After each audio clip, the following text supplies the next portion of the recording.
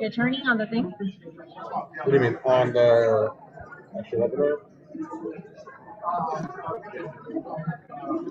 Is it who would it be? Carlos or Julie? It'd be Joseph. Joseph. Right, Joseph? Yeah. No, so he's not on there. But would he be a participant or attendee? Is he? The same thing. It's the same thing. Yeah, he'd be as an attendee. I'd have to move him. So whenever I see him, I'll pop him in.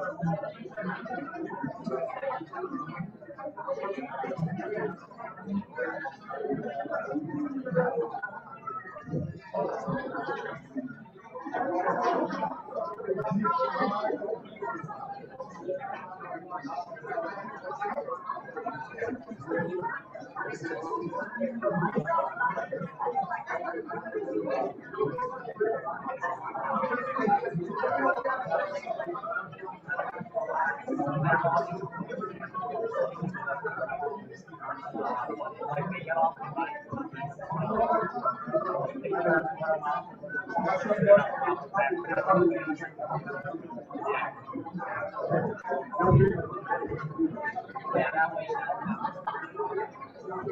hello, hello. Good to see everybody. You know what everybody's doing.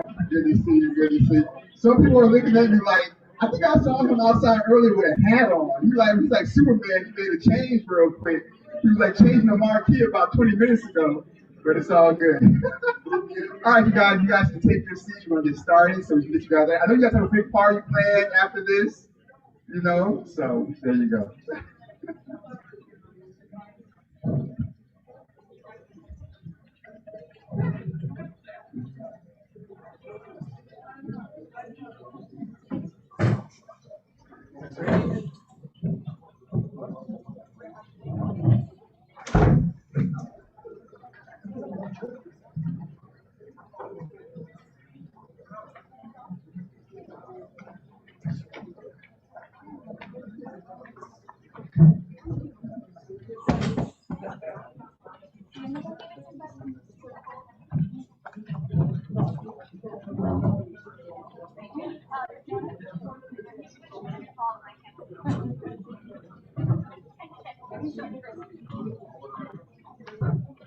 All right.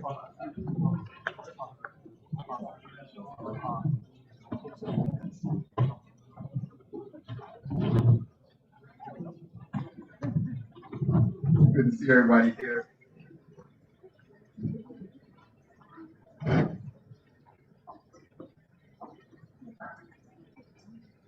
The regular council meeting for Tuesday, November 16, 2021 is called to order at 7:04 p.m. First, we're going to stand for one moment of silent meditation, then follow up pledge of allegiance.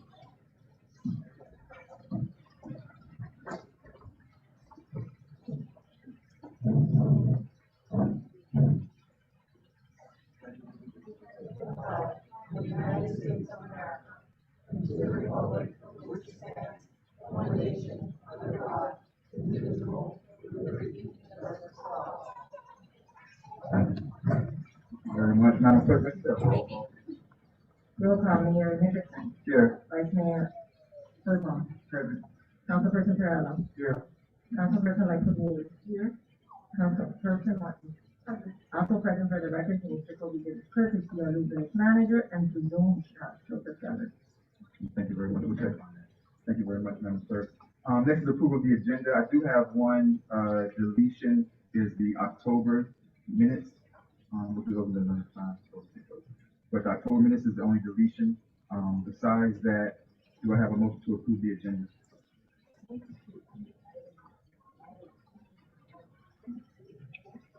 Thank you very much. Motion to approve, moved by Councilor Zachary Ward. Do I have a second? Second with deletion, Vice Mayor Urban. All in favor say aye. Aye. All opposed say no. Hearing none, moving on. Acknowledgement of visitors and/or special presentations. All right, you guys, let's get started. The council, you guys can join me down.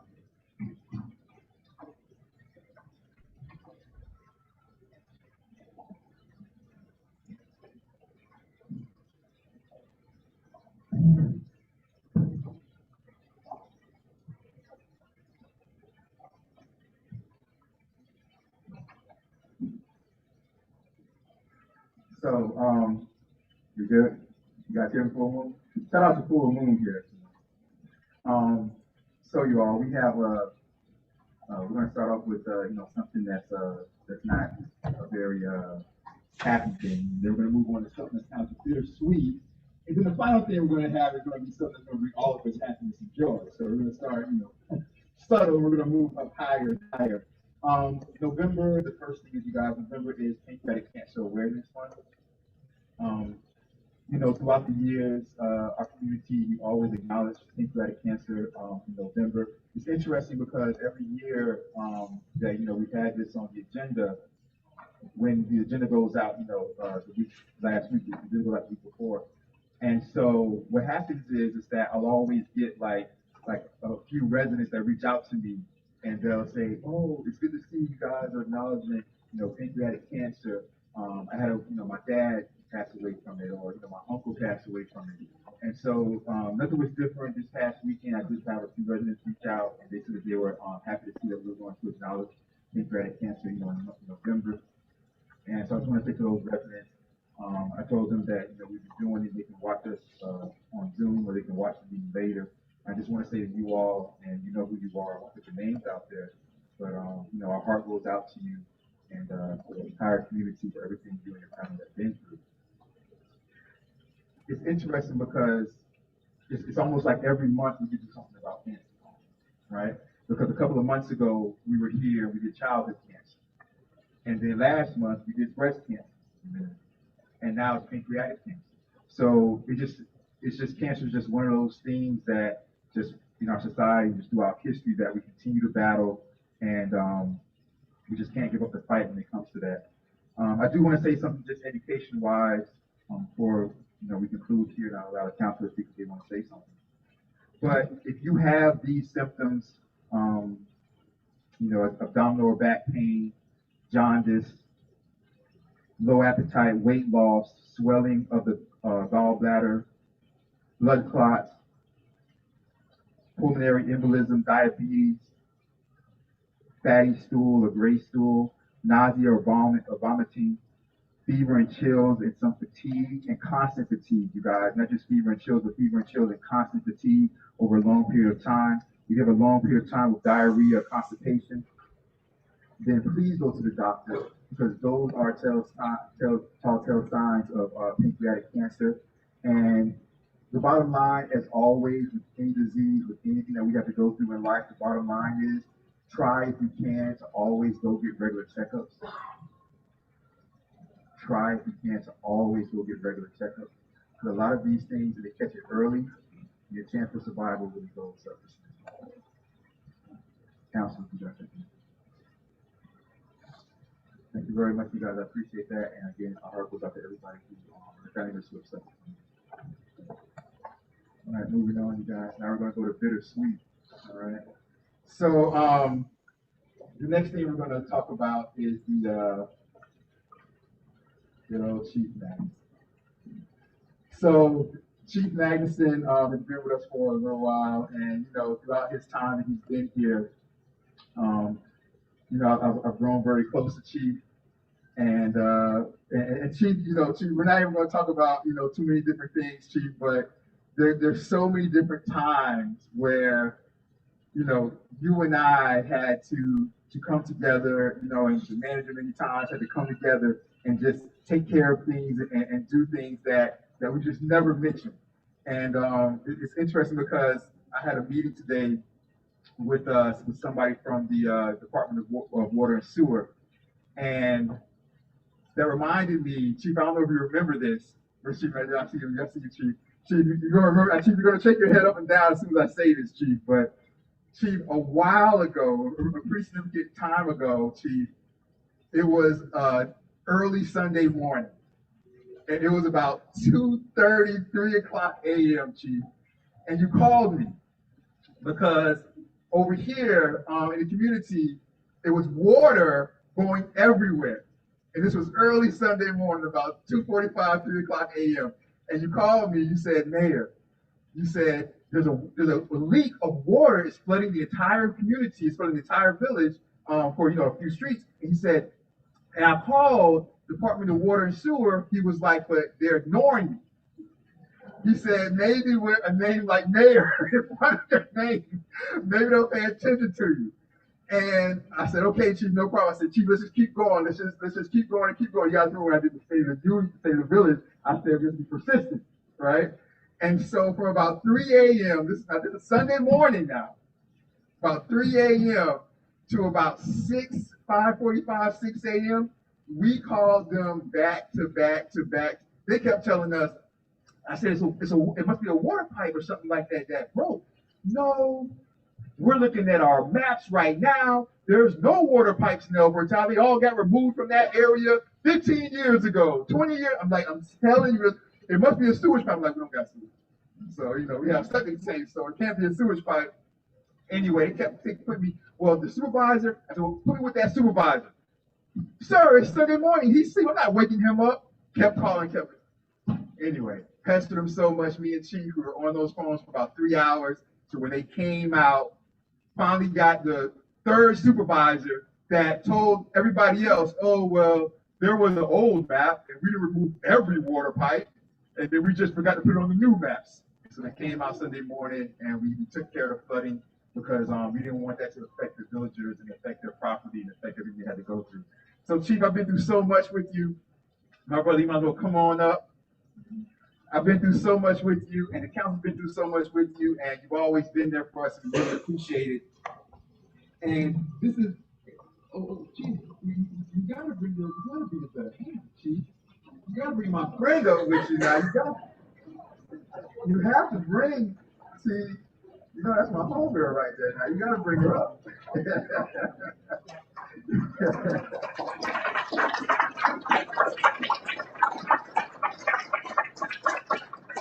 And I want council to say something good, but I just want to say this is very important, not only you guys in all seriousness, because the chief is not only retiring from the village of El Portal. We're just blessed to have you doing your retirement here because you're retiring from a long career in law enforcement. And we really appreciate it.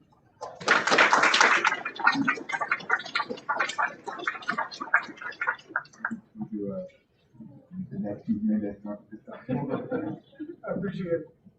To Chief David Anderson, and appreciation for your tireless effort and commitment to the men and women of the El Portal Police Department. Your guidance, steadfastness, and boxing anecdotes will be missed. And the quote, everyone has a plan till they get punched in the face. Mike Tyson.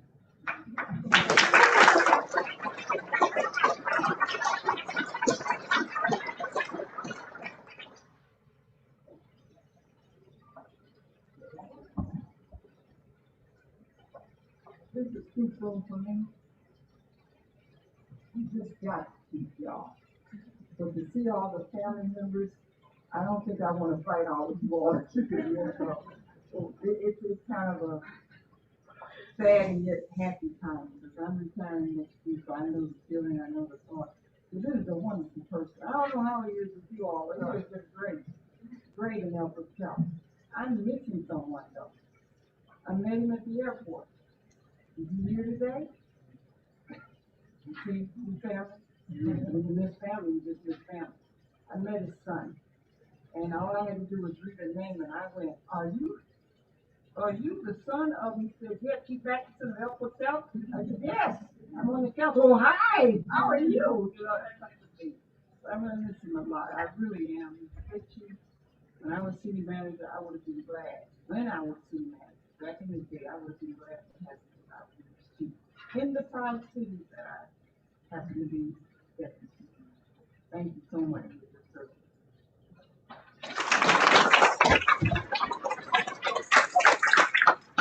So I'll start off by saying thank you for your service. I know that you've had a really long career in law enforcement. I know that our interactions have been brief, but in the interactions that we have had, have always been refreshed by your honesty and your ability to answer tough questions. We had a conversation, and I came in ready to grill you, and you were more than equipped to handle it. And reassured me with a natural skeptic that we were in excellent hands. So we will miss you, but I am excited for you to do whatever you would like to do with your lovely wife and explore this next chapter of your life. So.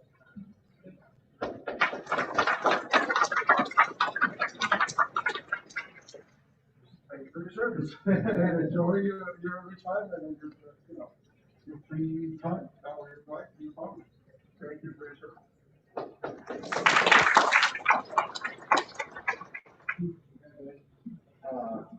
So when you came in, you certainly were on a little insecure ground, right? And you just owed a great debt to the calmness and the organization you brought specifically to the police department. We already have great police officers here, and you've just been a fantastic leader. And truly, as a former ruffian, I have to tell you, you are part of the example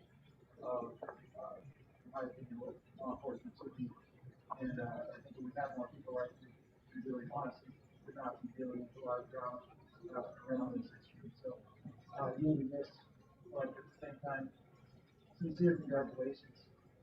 May we all be so lucky and truly enjoy as a person like the next chapter of your life. And we will be eternally grateful for the service you will go for that. Thank you.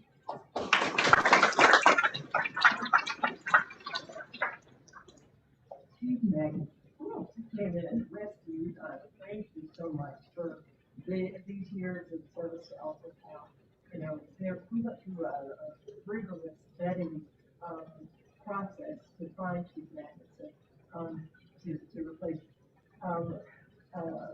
a gap, you know, for police chief here in Alpha Town. We had a lot of external strength.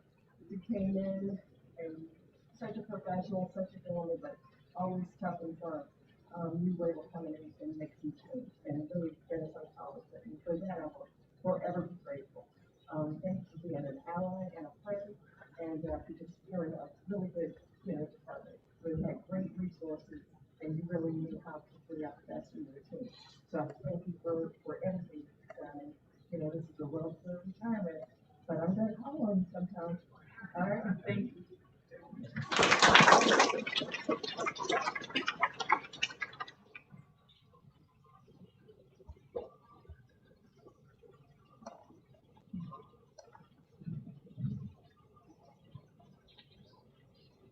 First of all, thank you, everybody. Thank you so much. It's a liberating feeling. It's a good feeling. You know, being a former boxer, I never wanted to get involved with what I perceive to be the Ali syndrome. What is that? Hanging around maybe a fight too long. When you go back and then you say, well, you know what, I should have left then, or I should have stopped then. And, well, I said, I choose to follow maybe Marciano or have you. He said, I'm done, and I stayed there. And that's really the way I'm going here. But I want to give credit first and foremost to my wife, Rose. Here you'll see him.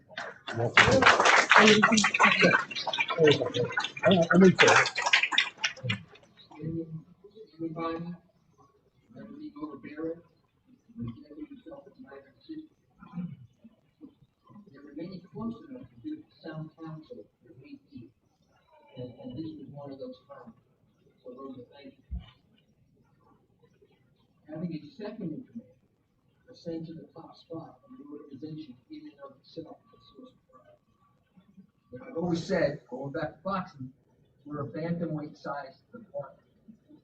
We are. We're a bantamweight sized department. But our principles for success are no different than any heavyweight department.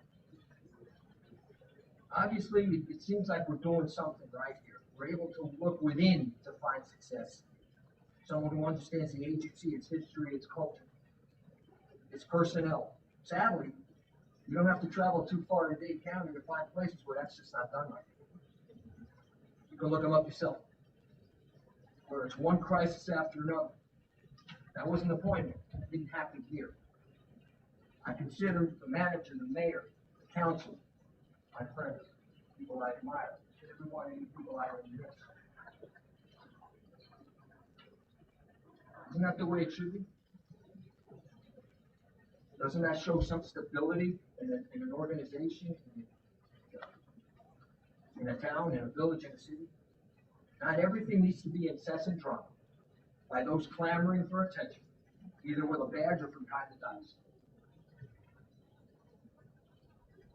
My police department will no longer be my police department, but it's more than great, capable hands of Chief Mendes. The rank and file will be better for it. I will miss the men and women of the El Portal Police Department. They are a true great group of professional men and women that do what they have to do to get the job done. Yeah, there's an occasional blank here and there, but you know, that's just me. They really got the job done, sometimes in tough circumstances. I'm indebted to them. I have not forgot where I come from, and I'm sure Chief Mendes has not forgotten where he's come from. And that's what will make him a great chief. But the time is right, the time is here, and I will not. This is now about the future, which is incredibly bright for my friend, Alex Mendez.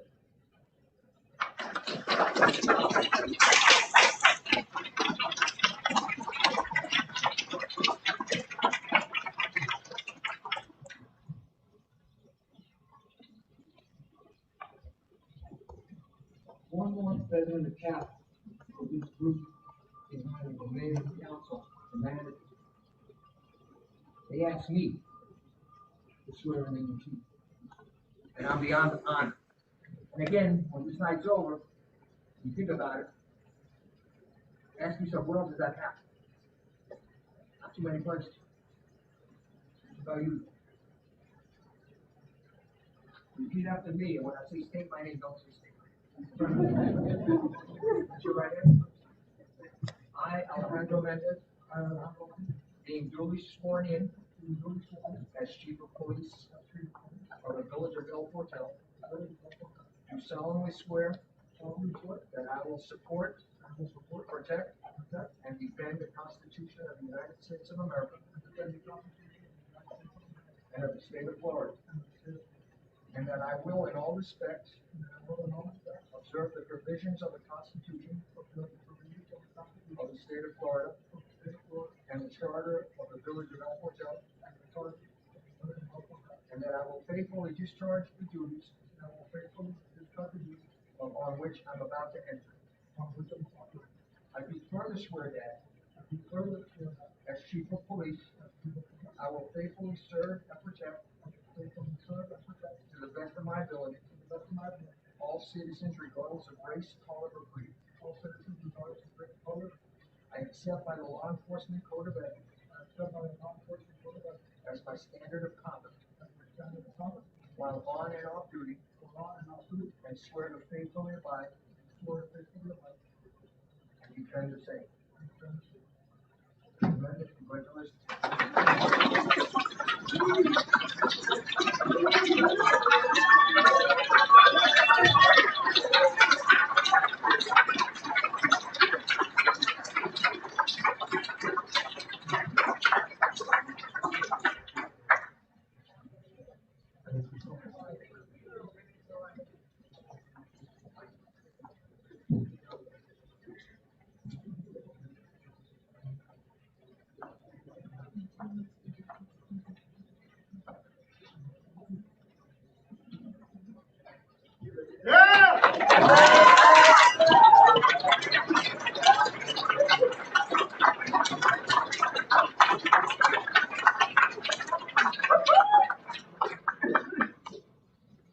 I'm excited, I'm humbled.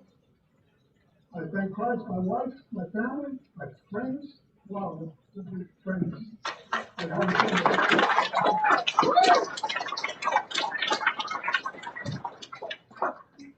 I want to say that it's going to be a tough job to follow what David's done, but he set everything up so well that pretty much you just got to pat on the back. The ground is incredible, the guys respect them, and as a result, respect me. We came in together, and we understand our vision, and we're well on our way. We're beyond the curve, and we're ahead, and this place is beautiful. Thank you very much. I'm going to first of all, let me just say this really quickly. The chief has hit the ground running. You know, the council, they know that sometimes they don't know too much because of sunshine. We can't, you get chances at meeting, but the manager will tell you, sometimes you get to those modes where it's like 5 in the morning. I'm just hitting off emails. What's going on with this? What's going on with this? What's the status of this? So the morning, like maybe 4 days ago, something like that, 4 or 5 days ago, what's the status of the new police car?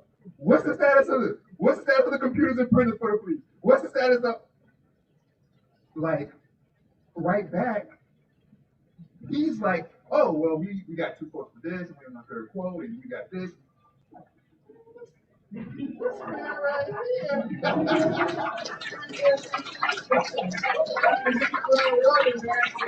Everything's looking good. We have one thing we want to get to you all. We don't want to keep you guys. Chief, I heard you got a party about to start. I heard y'all going somewhere. See, we have to stay here. We have to argue and debate about ordinances and bills, and we're gonna be arguing over here, and y'all gonna be over there partying. Hold on 1 second, I got something for both of you. Come on.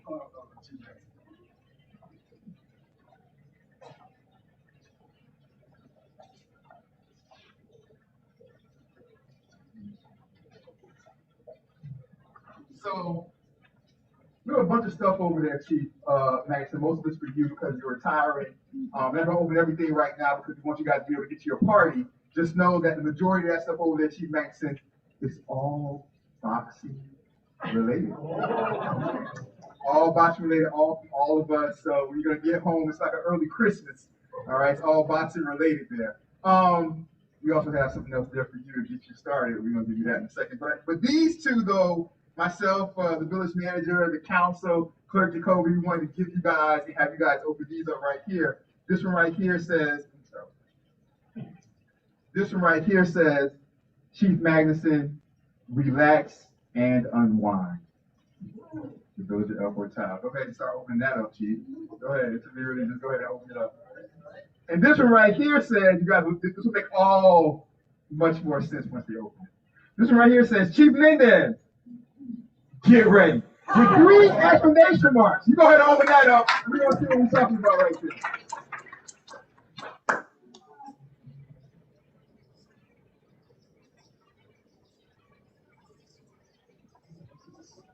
Go ahead, open it up.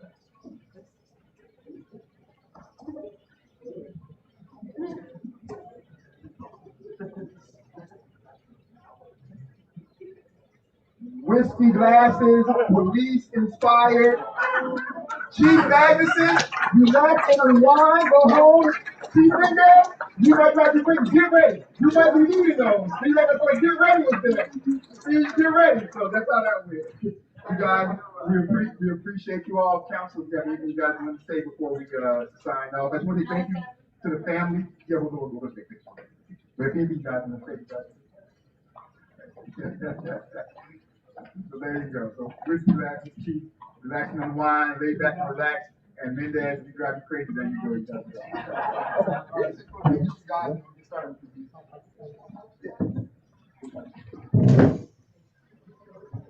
Oh, you want to get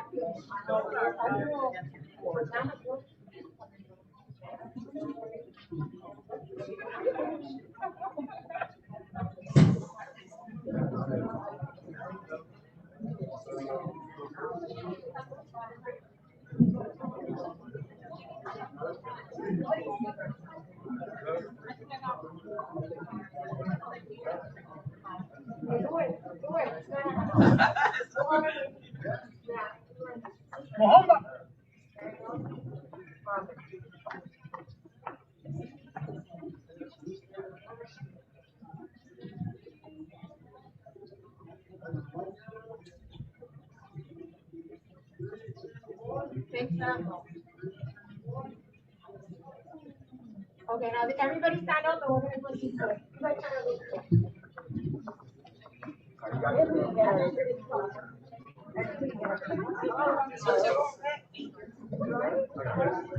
Y'all come up, give me a picture now.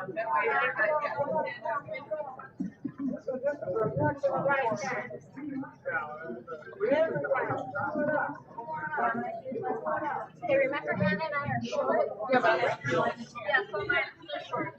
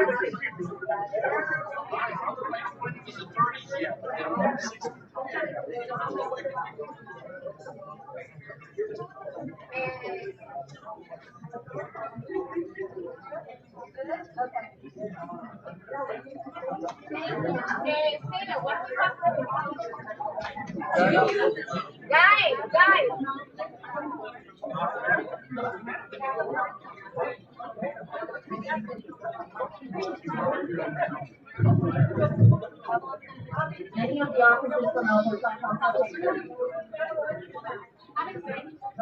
Hello.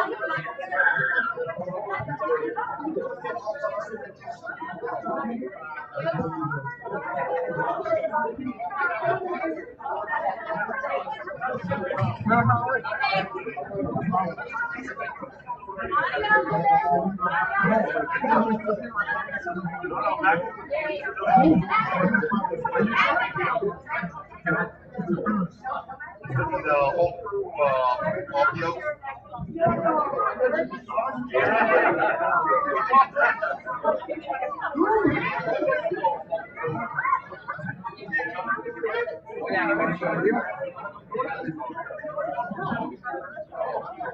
the officers please line up so you can take a picture.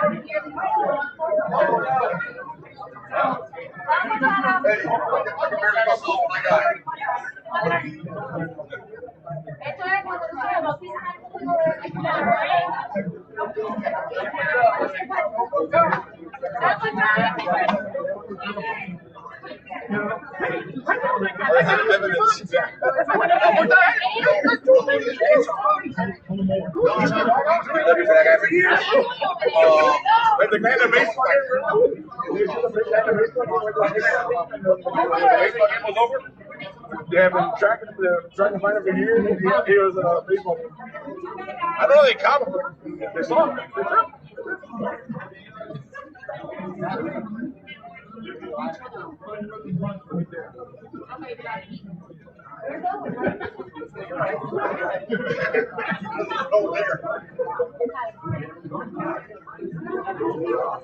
Sweet.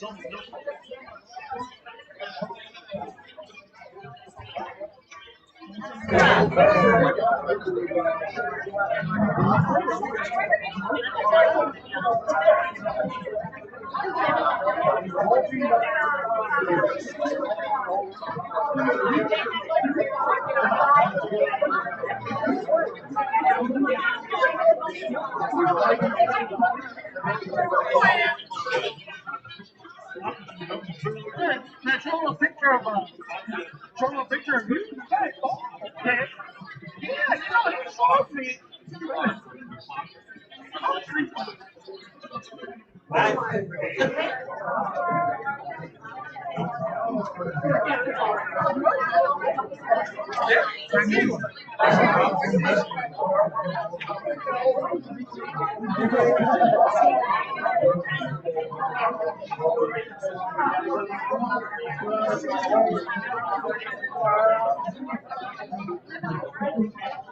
All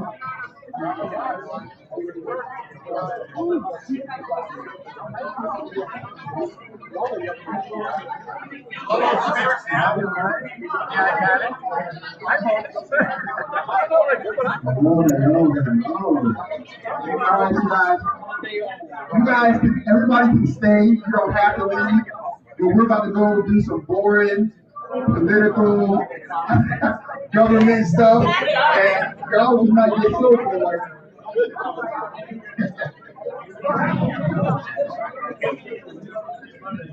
You all might get so bored from what else to do.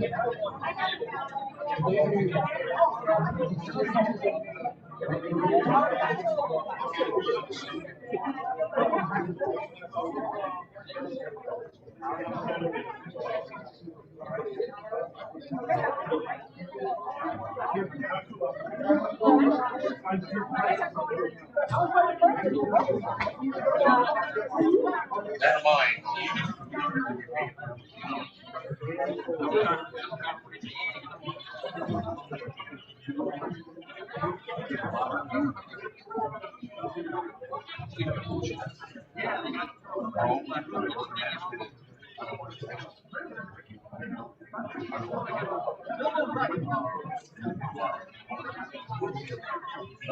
He likes us.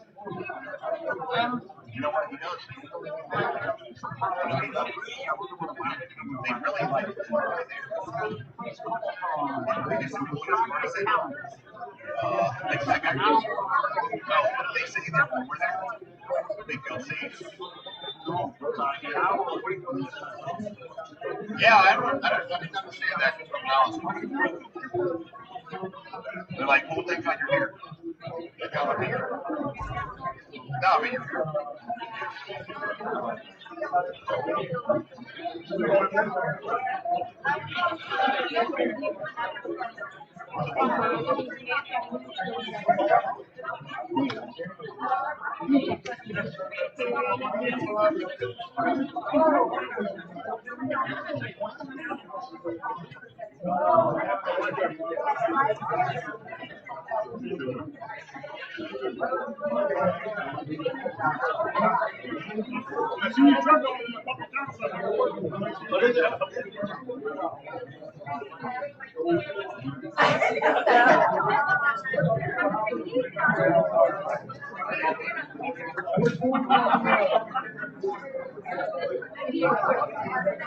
Wait, I just confirm.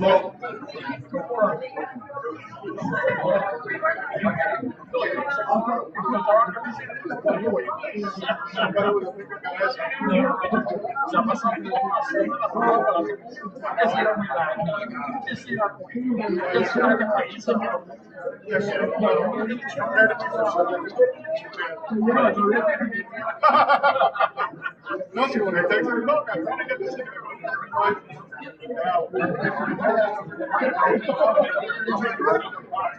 No, hay que pegar.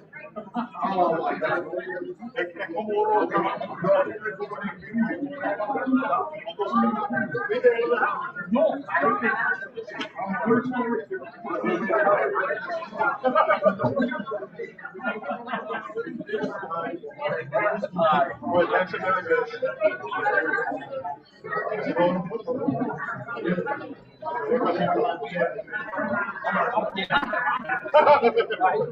Yeah. Uh-oh.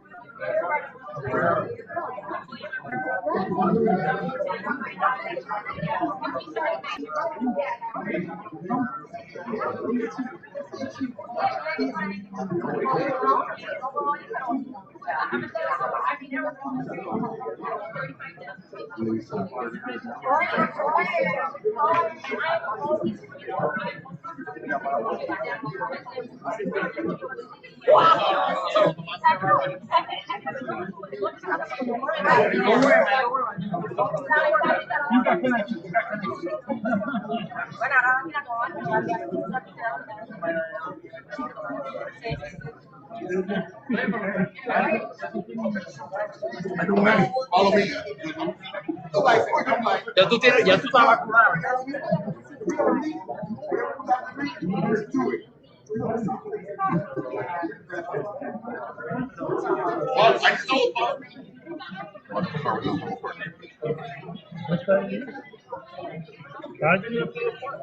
Roll. I kept the car down.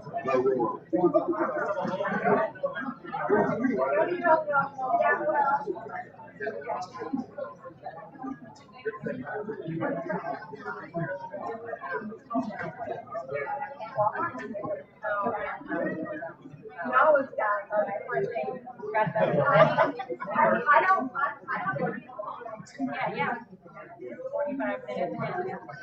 Yeah, no, it's beautiful. Yeah. Good.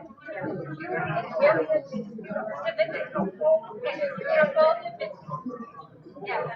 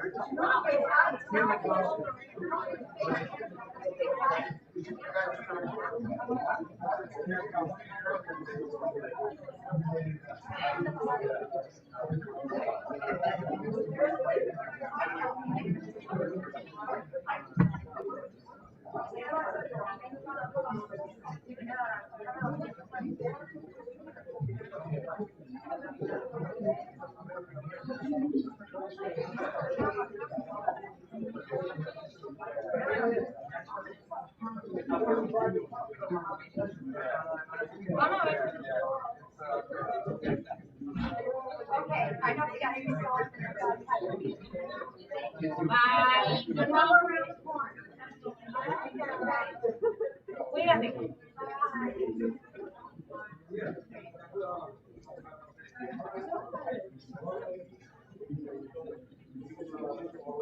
I'm watching both of you. They're not even paying me no mind.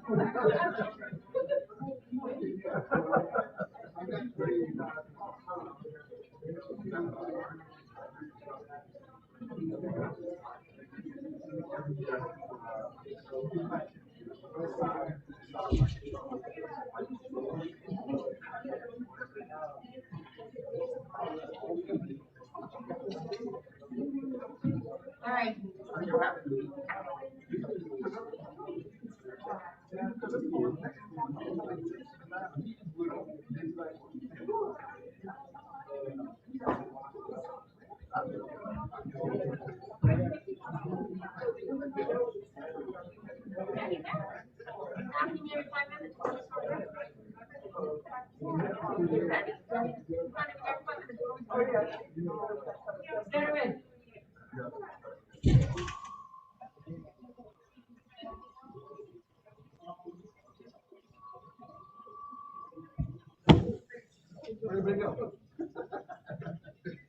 To the after party.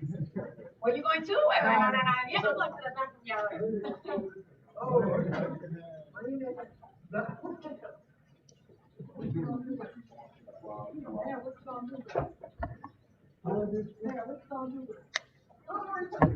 You trying to fun now. All you know, you gonna mail them out to the other Oh, you did, yes, I need signatures, this is a holiday card.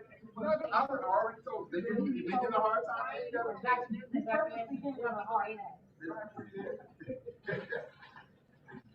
He's a good human, but everybody has to sign all of them, there's 78 of them. Good and well.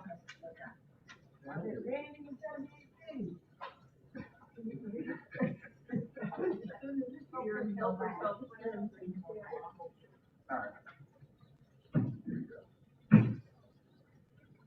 She next to him?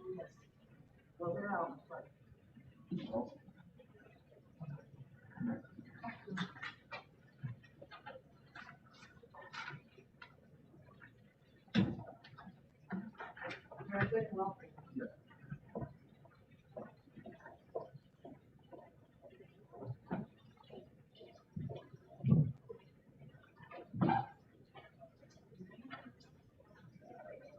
right, everybody.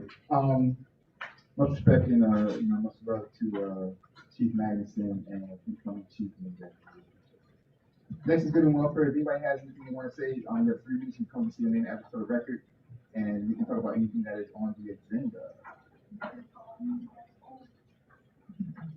It was never out of them. Seeing or hearing none, we have nobody on Zoom with their hands up. We're good. Seeing or hearing none, moving right along. Agenda item H1, evaluation of current village meetings. All right, so this, you guys, is on the agenda because I kind of want to just put this out there, to see what you guys thought about it. And the perfect example is what we're going through right now in a way. Remember when we were doing the budget hearing, or we did the whole budget. Councilperson Martin brought up a great point, which is the hybrid meetings, which are way more expensive than our regular meetings. And so I was talking to Clerk Jacoby recently, and we're always trying to look for ways to cut funding and save money wherever possible. And things are kind of starting to change as far as COVID is concerned, right? Things are opening back up as far as COVID is concerned and things like that. So we're kind of getting back to normal in a way. And being that's the case, the way we've always had it is if individuals, if they want to come to the meetings, then they can come to the meetings. And we saw a good example of that at the last committee meetings, right? The committee meeting talking about the Airbnb, Chairperson Martin's planning and zoning committee meeting. So things are opening back up, and because of the difference in price of the hybrid meeting, which we have right now, but as we see, there's nobody on Zoom as far as residents go. We have the attorney there. I think we have the head of CAP on there. But besides that, I think that maybe we should think about not doing the hybrid anymore, because it just might not be necessary anymore. I think that in all the time we've done the hybrid, with the extra costs associated with the hybrid, and all the time we've done the hybrid, I think the only time we really had a big meeting about it was opening the tot lot. It was the only one. Besides that, there's usually I look at them and they're like, oh, no, nobody's here, or, nobody's here. So I think that we should move to undo the hybrid. I'll look for a motion and a second, and then we can go for a vote to go back to the regular meetings. And if COVID comes back, full strength, if COVID, pops back up and things get bad again, there's shutdowns again, then we can go, we can vote to re-implement the hybrid if possible. That's my suggestion, but I'll open it up to the council and see what you guys think before I ask for a motion in a second. Vice Mayor Irwin. So with the motion in a second, we will have, that will open us up to discussion, is that right? Yeah, I mean, it's discussion now or after the motion in a second. I'll move that we do away with the hybrid meeting format. Motion by Vice Mayor Irwin. Do you have a second? Second by Councilperson Martin. Go ahead for discussion. If anyone else would like to go first, you? Okay, I'll go. So the truth is, I actually think the hybrid model is helpful. Do we have data, or do we have a gauge on what attendance is? I'm guessing that part of it is also that the attendance virtually has dropped off. I know that I would ask for comment from the virtual attendees. We haven't had nearly the response that we did kind of in the earlier time. So, looking at that, coupled with the new model of the newsletter where we are a little more clear with residents about where to find information, the only thing I would suggest is, do we have a mechanism for residents who cannot attend a meeting in person to be able to submit questions or comment that could be presented at a meeting on their behalf by anyone? Because I think that the YouTube channel, for example, is wonderful. Our website is awesome. And then again, with the new format of bringing everybody's attention to social media, to the website, all things pointing back to the website, which points to the YouTube channel. I think that people have the ability to get all this information and can stay informed as residents. But I do think that there are going to be people who will not be able to attend in person who still would like to be able to present feedback in real time for the council to consider as they take votes. So that's my only concern with getting rid of the hybrid, is that there will be a scenario where residents want to participate, won't be able to attend, and really do want to give information to the council for us to consider as the main decision. So that's my only concern as we inevitably move towards doing away with the hybrid model. It's been great, but I agree with the argument over the cost versus that. I mean, there's a way that they can do that. I don't know if the clerk wants to touch on that right now or not, as far as submitting questions ahead of time. I know Miami Shores does that. Okay. So yeah, like I said, the clerk knows better than I do when it comes to submitting questions ahead of time. I can touch a little bit upon what they do. What they do is they submit ahead of time, but the audience does not. So that means they know the questions. They don't participate. I think also, I'm not too sure if Miami Gardens used to do it that way. I don't know if they also. You don't remember, but I know that the ones that have the participation, they send it prior to the meeting. They have a deadline, and then the clerk reads it out loud. But the participation from the audience is different. I mean, we were like this before, and it worked. It's just having them come in. The reason that we went into this was because basically we had COVID in order. But I've been looking at the participation, and it's been really low. We get like 1 or 0. Is having a dial-in situation possible where they can listen to the council meeting while we have it. We actually, that was the next thing I was going to explain. We still have YouTube. Yeah, that's and we also, I think we still may have also Facebook. But even there, there's not any questions coming in. So do they have a mechanism by which they could just drop There's a chat on the side, I think. Yeah. Yeah, so maybe they could answer a question that way. I am a fan of getting rid of the hybrid meetings because of the cost, but I do think because we are kind of narrowing people's ability to participate, I think we need to think of some ways that we can amplify other routes of participation that don't cost anything. And in addition to that, streamline our meetings in a way where people can meaningfully participate and put it in a way, and it entices them, I guess, more often to come out to the actual meeting. And I think that happens if we're not here until like midnight. So, and now that we're talking about current village meetings, would this be a good time for me to kind of put forth the question on whether or not we want to have a consent agenda? Is that something that we can discuss now? Yeah, you want. Go ahead. So in Miami Gardens, they used a consent agenda, and I wasn't there. In fact, we didn't know it's official. I was there as staff. However, that consent agenda format allowed the meeting to flow rather quickly and allowed us to the council to get some of the administrative things off of the agenda and dealt with rather quickly and predictably. And I think that might be something that might be worthwhile for us to utilize here. I don't know how everybody else feels and what the process would be to implement the consent agenda for us. I have no problem with it. We just have to make sure that we run things the right way. It seems that, we're going to do some research, like stick to what we decide we're going to do.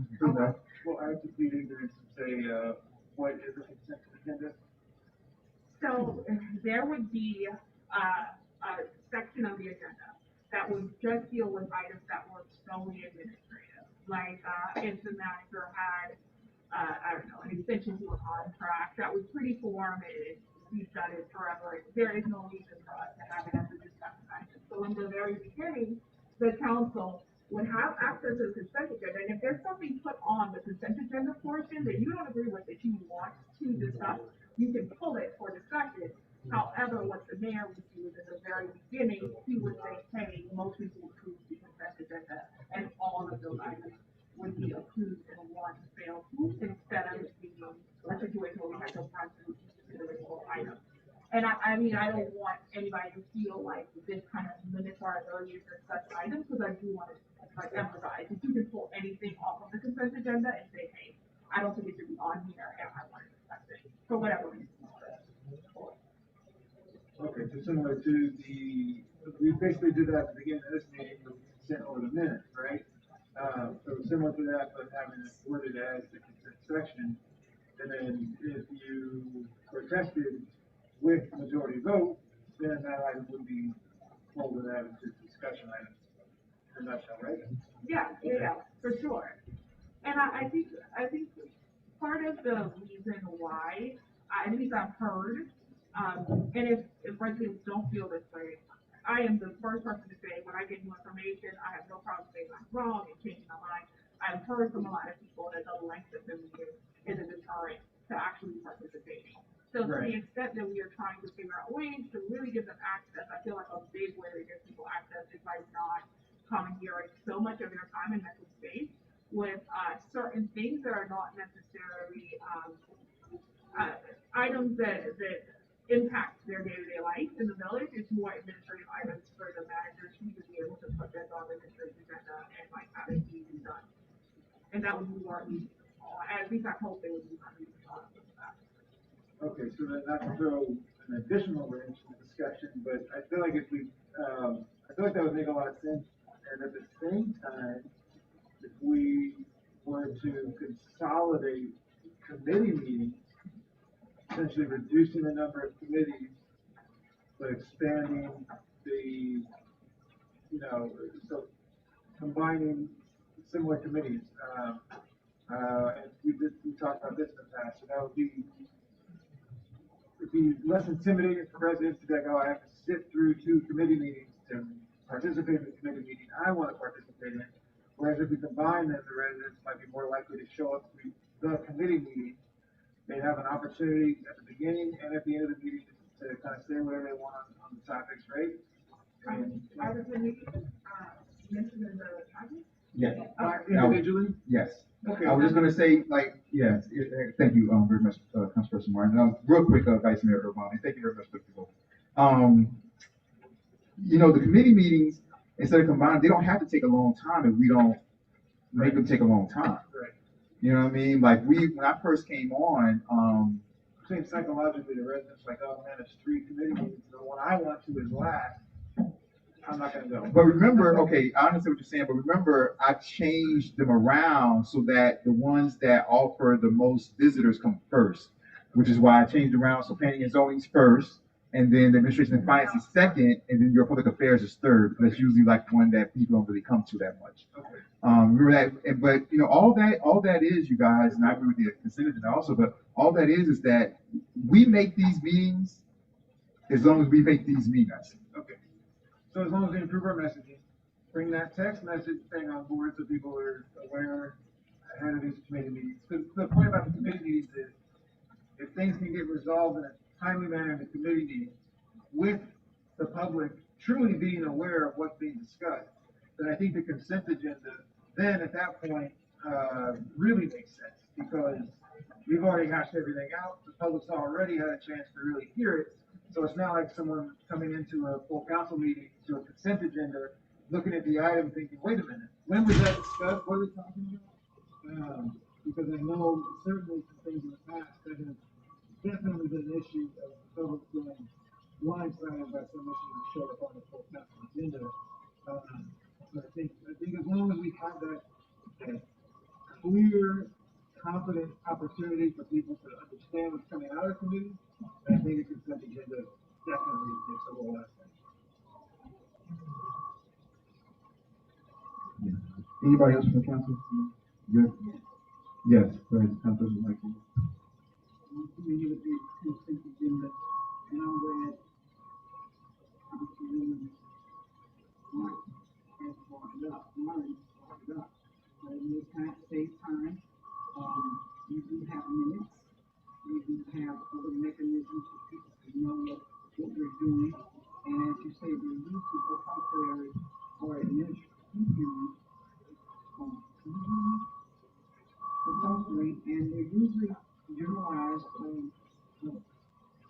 regular items that we go through that we don't necessarily have to read all the time. I'm just trying to see if I could pull up exactly what they are.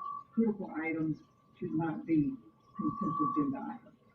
Routine, minutes and things of that sort. Those are the things that we're talking about. We don't need to do, not even a vote according to Robert Rules Board. We don't even need to vote it because simply need to acknowledge that the items are on the consent agenda with no need of further discussion.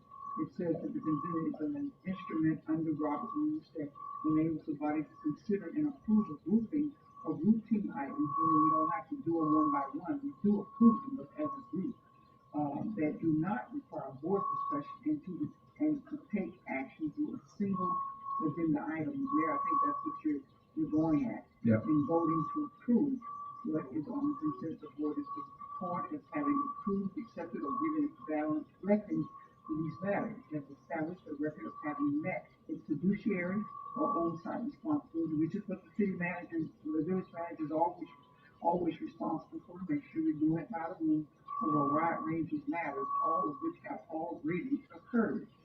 It is included in the consent as a matter of usual practice determined by each governing board, and if successfully employed, usually expands over time.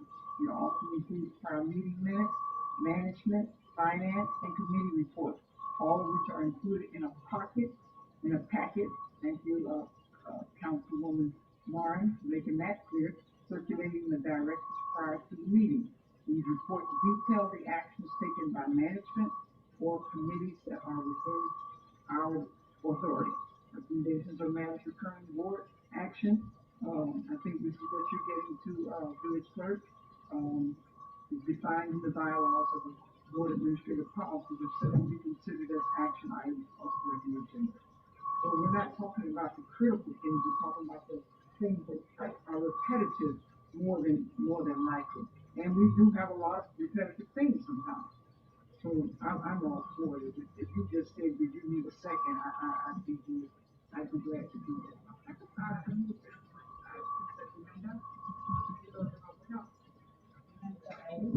Okay, so yeah, we'll do a hybrid first, and then we'll do consent agenda.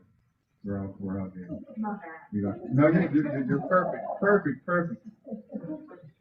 That's my paying his only chairperson right there, y'all. Should I just amend my motion? No, let's move on about that. All right, so we have a motion, we have a second for the, going back to regular meetings, not having a hybrid meeting, if in the future we need it, we'll come back to that. Madam Clerk, please have roll call. Councilperson Martin. Yes. Councilperson Lightfoot Ward. Councilperson Farrell. Yes. Vice Mayor Earl. Yes. Mayor Nickerson. Yes. Motion passes 5-0. Thank you very much. Do I have a motion for adopting the consent agenda process? Moved by Councilperson Martin, second by Councilperson Lightfoot Ward. Madam, is there any more discussion? How are we looking on Zoom? Of course, of course, there's nobody. I just have one question. So with the consent agenda, we could move the attorney, manager, and mayor's reports to the front of the meeting, bring people's attention to it, and include that in the consent. Is that right? No. That's something totally different. Okay. Yeah. All right. Just go. Okay. Yeah. And remember, that's been suggested before. I'm not against it, but remember, I try to put everything in the beginning of the meeting where we have visitors. Right. Like, when we do our reports, we're to take up a little bit of time, so I don't want. To bring people's attention to it. Move on. I understand. Okay. Cool. I try to get our visitors in and out as much as possible. Mr. Mayor makes Mr. Mayor, point of order. Yes. The vice mayor makes a good point, because I had asked, when the right things that we're talking offline, that the village manager's report, the village mayor's report, and the village attorney report be placed a little bit higher. And if this can be part of the consent agenda, and we can get it, then that makes it even easier. Because sometimes this is like yarning time. I mean, I'm literally almost asleep by the time we get to this one, because we've taken care of all of the critical information that needs to come up. And so if there was any way to wrap that into that, this ad-libbing at the end, even the manager seems to be sleepy at that point too, but I'm not putting you down, I'm freeing you up, okay? So if we could just find a way to not use that, because I have noticed I have noticed the village attorney generally comes with his issues in our agenda, whatever it is. I have found that the village manager's report, we can always see it in the other correspondence that she generally provides to us, and it only becomes long when it's like in a semester or a quarter, and you recap everything that you've done through that period of time. Now, the mayor's report, I kind of like the idea of the mayor's report being somewhere up front, because this is the mayor. And I kind of like that to be up front, somewhere further up in where we just hear the mayor's report, and he direct, or she direct the manager's report and the attorney's report as provided through the distribution. We don't need, we really get to the bottom of it in my complaints, in my village, our village, is why do we take time to address things that could be addressed while we're still fresh, as opposed to people just yarning at the end of the meeting. Something to consider. No, I hear you guys, and I understand. Like I said, I try to put everything that we're going to have visitors, I try to put that at the beginning of the meeting. So if we put the reports at the beginning, because remember, you guys, the reports are more for, they're for the entire community, but they're more for us in the way, like the manager's telling us what she's working on, what she's doing. Of course, it's for the community, but it's more for us so we kind of understand, we kind of keep a sense of what's going on for the community. When it comes to Attorney Geller usually doesn't have a report. If he has a report, it's usually about, somebody getting sued or PBA negotiations and stuff like that. That's not on the agenda. That's just usually in his report. If he usually has a report. I'm not necessarily against it. I'll look with the village clerk, and we'll see if there's anywhere where we can find a place to put it to where it doesn't affect any type of visitors that we may have that day. Maybe it'll move up or down depending on what visitors we have. Maybe we can do it like that. But then to continue to change the agenda around might be kind of like, something that we don't want to get in the press. Yes. I see Councilman Lightfoot-Warren's point. I think we probably need to figure out some additional ways to get that great information and manager gives us out to the residents. But I do like the format of having the reports at the end, because if we're talking about the flow, I'm concerned about the flow as it relates to the attendees. And when you step into this room, usually there's something on the agenda that you want to speak about, and my desire would be to have that opportunity sooner rather than later, and not have to necessarily listen to a lot of the report prior to doing so. Yeah, like I said, and thank you very much, Councilperson Martin. Like I said, we'll look at it and we'll see if there's a way that we can make it flow in the right way. And we'll come back, maybe next meeting, December meeting, we'll see. Maybe we'll have a couple of suggestions. We'll see if you guys have a suggestion. Yeah, sound good? Yes, Council. I can't hear you, Councilperson Martin. Yes, in closing. Yes. We're about to close it out. Yes. I'm not saying that eliminate it. I'm saying what I've become accustomed to, and that is the mayor usually announces, ladies and gentlemen of the council, you have put in your packet the reports of the manager, the mayor, and the attorney, and then they're just reports. They're not items that we're trying to take any business on. It's just informational, and that's where the idea makes sense to me, because it's just informational, and quite frankly, everybody, we're tired, and I can barely see. If we had a lot of people on the line, I can by chance tell you they don't wait until they hear the manager's report, the mayor's report, or the attorney's report, as opposed to other cities saying you have had the benefit of the 3 reports and move that item forward. Anybody says they didn't get it in their packet, they should be telling the clerk before, because this stuff comes out pretty timely. And I'm just trying to find a way that we don't even have to have them. We just have a thing that says mayor's manager, community and attorney reports to the mayor. You pronounce it, and you have that in your packet. If you had any questions, I'm sure you've gotten it to the right person. Yeah, absolutely. Yeah, absolutely. We could definitely do that. Yeah, and like I said, we'll come back with ideas of where it could possibly go. That wouldn't necessarily be part, I think you've answered this part of the consent agenda because the consent agenda is something that's totally different. You guys aren't even consenting on our reports. We're just telling you our reports. You guys aren't agreeing or disagreeing with the report. We're just telling you our reports. So, yes. Quite honestly, Mayor, Mrs. and members of the council, I don't give you my full report at the end of the night. I am tired, you all are tired, so I give you the highlights of anything that may stick out. But my report is usually 13, 14 pages. I'm not reading you that report, but I do send it out to you beforehand, and also I ask in my email that you please, get back to me with any questions. But it's merely for you to understand what I'm doing on a day-to-day and how projects are progressing. So yes, I keep it strictly with highlights for this forum. Yes, thank you very much for that. All right, any? Oh, we haven't voted on consent agenda yet? All right, so consent agenda, we have a motion and second. Any last discussion? No, we're good. How are we gonna Zoom? Thumbs up? Oh, of course. Madam Clerk, may I please have a roll call? Roll call. Councilperson Martin. Yeah. Councilperson Lexi Ward.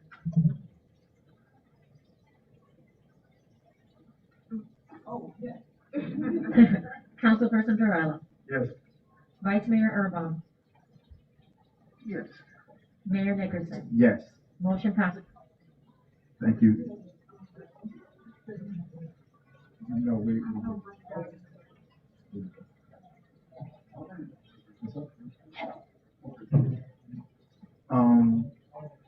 No, I don't. He needs a pen.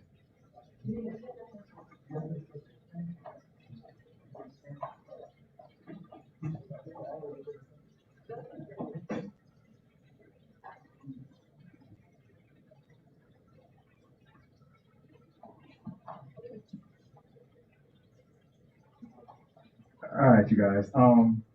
Here we go. Moving right along.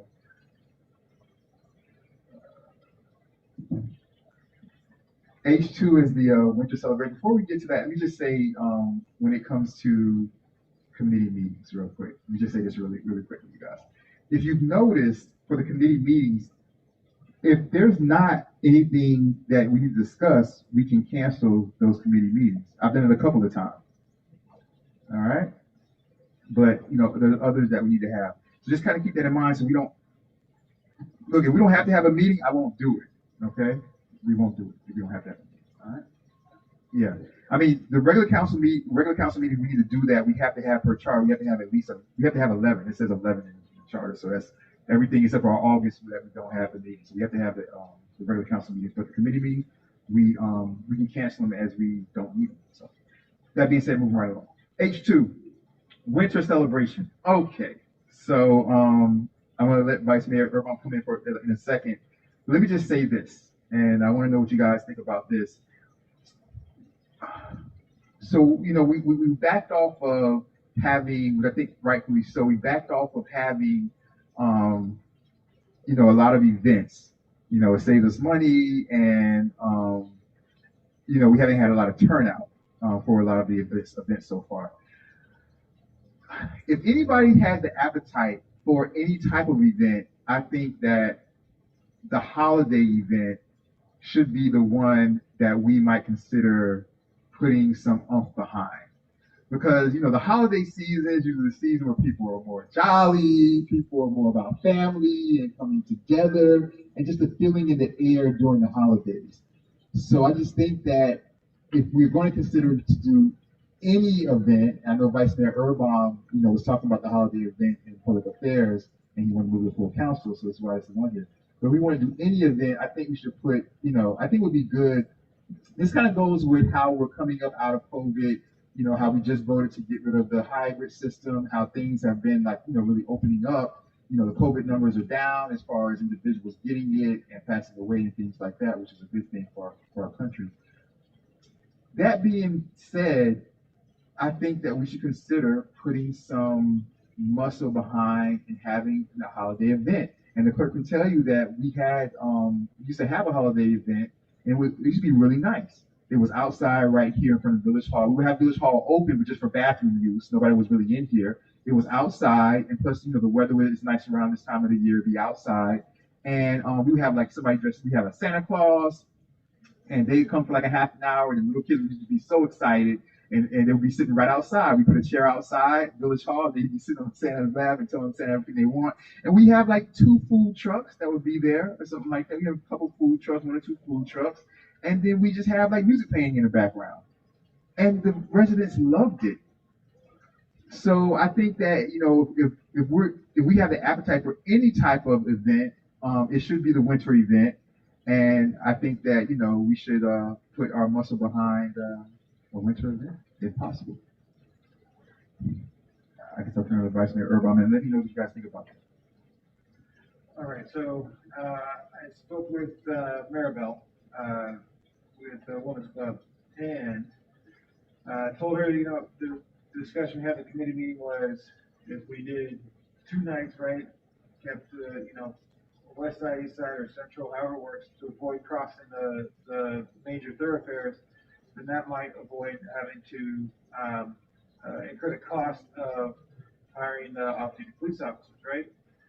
Well, she reminded me that, you know, a big part of the attraction of you know, the holiday caravanning, right, of the kids going around in the trailers singing to the residents, is that the officers are able to use their PA system, lights, and things like that to bring everybody out.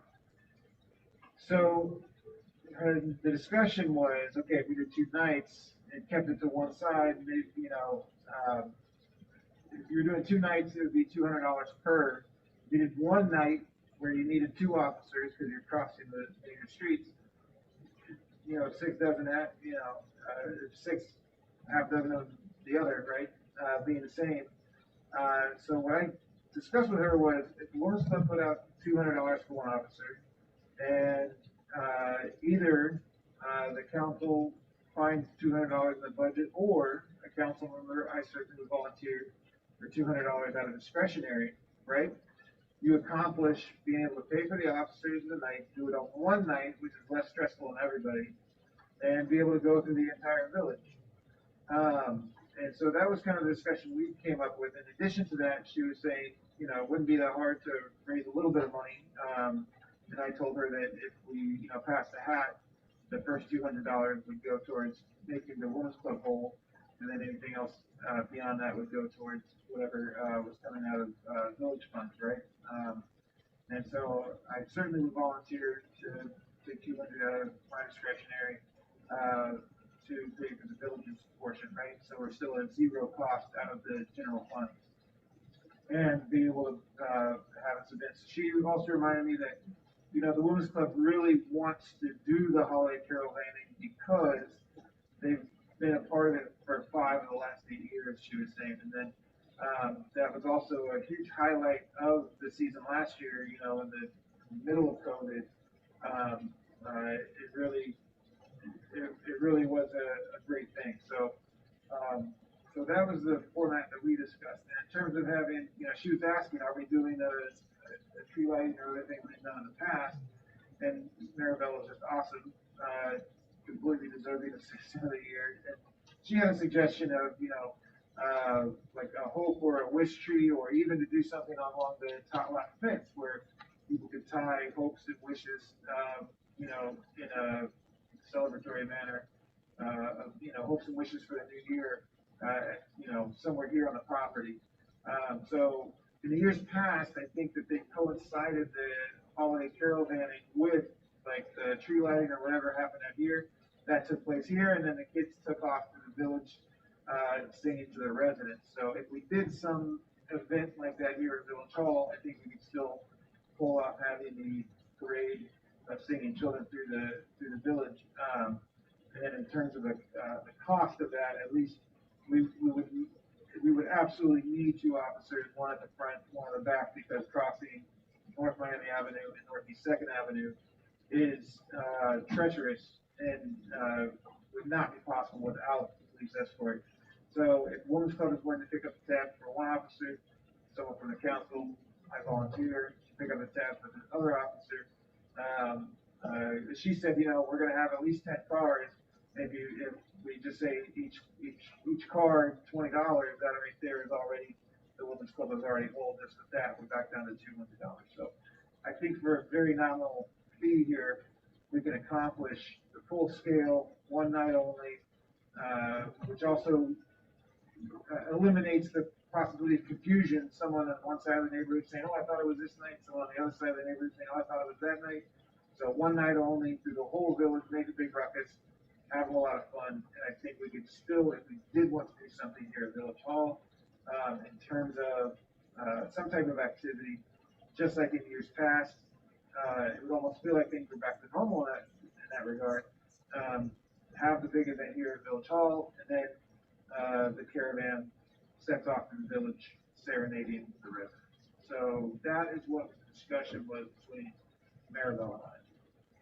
So as far as the feeling of the council, do you guys like, what do you guys feel as far as like what you want to stomach? Do you guys want just the caroling, or do you want caroling something out front, or just try to caroling the way we originally spoke about? Like, what's the feel of the council? Yeah, Yes. I remember caroling, don't I? We had caroling before, didn't Yeah, you did. we? Yeah, that with the children, Yeah. oh, that, to me, that was the highlight. When we have to run around the village, that's what the highlight was about. You know, a lot of folks didn't even realize the children were coming, that they were singing, that the police lights were on. Now, you're talking about putting what's that thing, putting the crown on my tree, which I don't buy Christmas trees anymore, but putting the crown on my tree. My birthday is December the 20th. My husband's December the 21st, so we're like little kids when it comes to someone coming around and doing caroling. So there, I'm not trying to get rid of that. That was fun.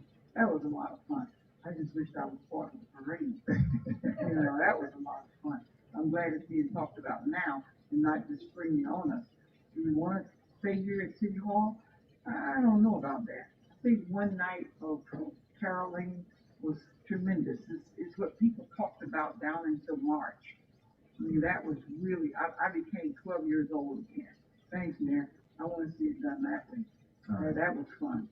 And they just showed up. We didn't know they would come. We just heard all this stuff, and all of a sudden everybody started coming out their houses. They started turning on their lights, and we just had a wonderful time. Thank you so much. I'm glad this is on the agenda. Sounds good. Maybe we can get Santa Claus on the fire truck.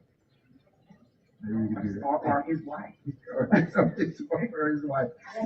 Everybody good with that? You guys like the caroling? Good with that? All right. So there's nothing that we have to vote on when it comes to that, you guys, because the women's club is paying for one police officer, and then the second will come from discretionary. Oh, yeah. So we don't have to vote on that,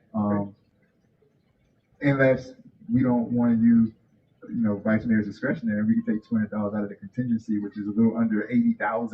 You guys, we took from like $14,000 to about a little under $80,000. It's like 70-something. But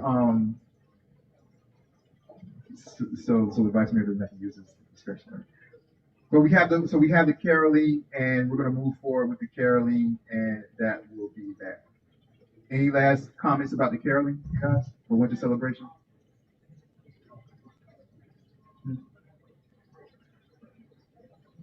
The date of the caroling is going to be decided by the Women's Club. Do you know the date? No, the date, as long as we're clear on a budget and we have a clear path to go ahead with planning, then we will coordinate a date with the Women's Club. It's going to be, that's going to require calculus and trigonometry. That's all good. All right, so we're good on we'll get back with us. The vice mayor will get back with us with the dates, you guys, and he'll send it to the clerk, and she'll get it out to us, and we'll go from there. All right, any last questions or comments about this? You guys good? We all good? Thumbs up. Next is resolution ordinances. Bring up Carlos Panine. Bring over Carlos Panine over there while we're doing this. Is Attorney Geller on there also? Bring Attorney Geller over also. Madam Clerk. I'm here, Mayor. I've been listening.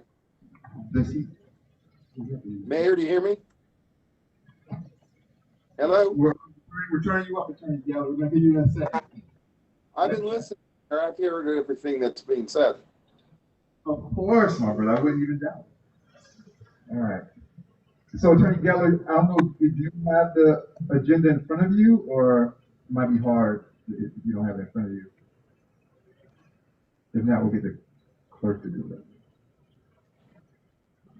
I'm sorry, say that again, Mayor? You have the agenda in front of you? Yes, sir.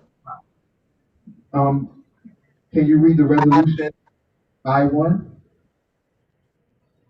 Okay. Would you like the clerk to read? No, that's fine. Resolution of the Village Council, Village of South Florida, authorize the village to approve and accept a cash proposal for additional professional services, including public work, providing for creation of titles, providing for an effective date. All right, you guys. So this was on the last agenda, and we went back and Carlos Panini, who's the one that is in charge of CAP. He's also, did Carlos Panini come over also? Mr. Panini, are you there? Can you hear us? Yes, Mayor, I'm here.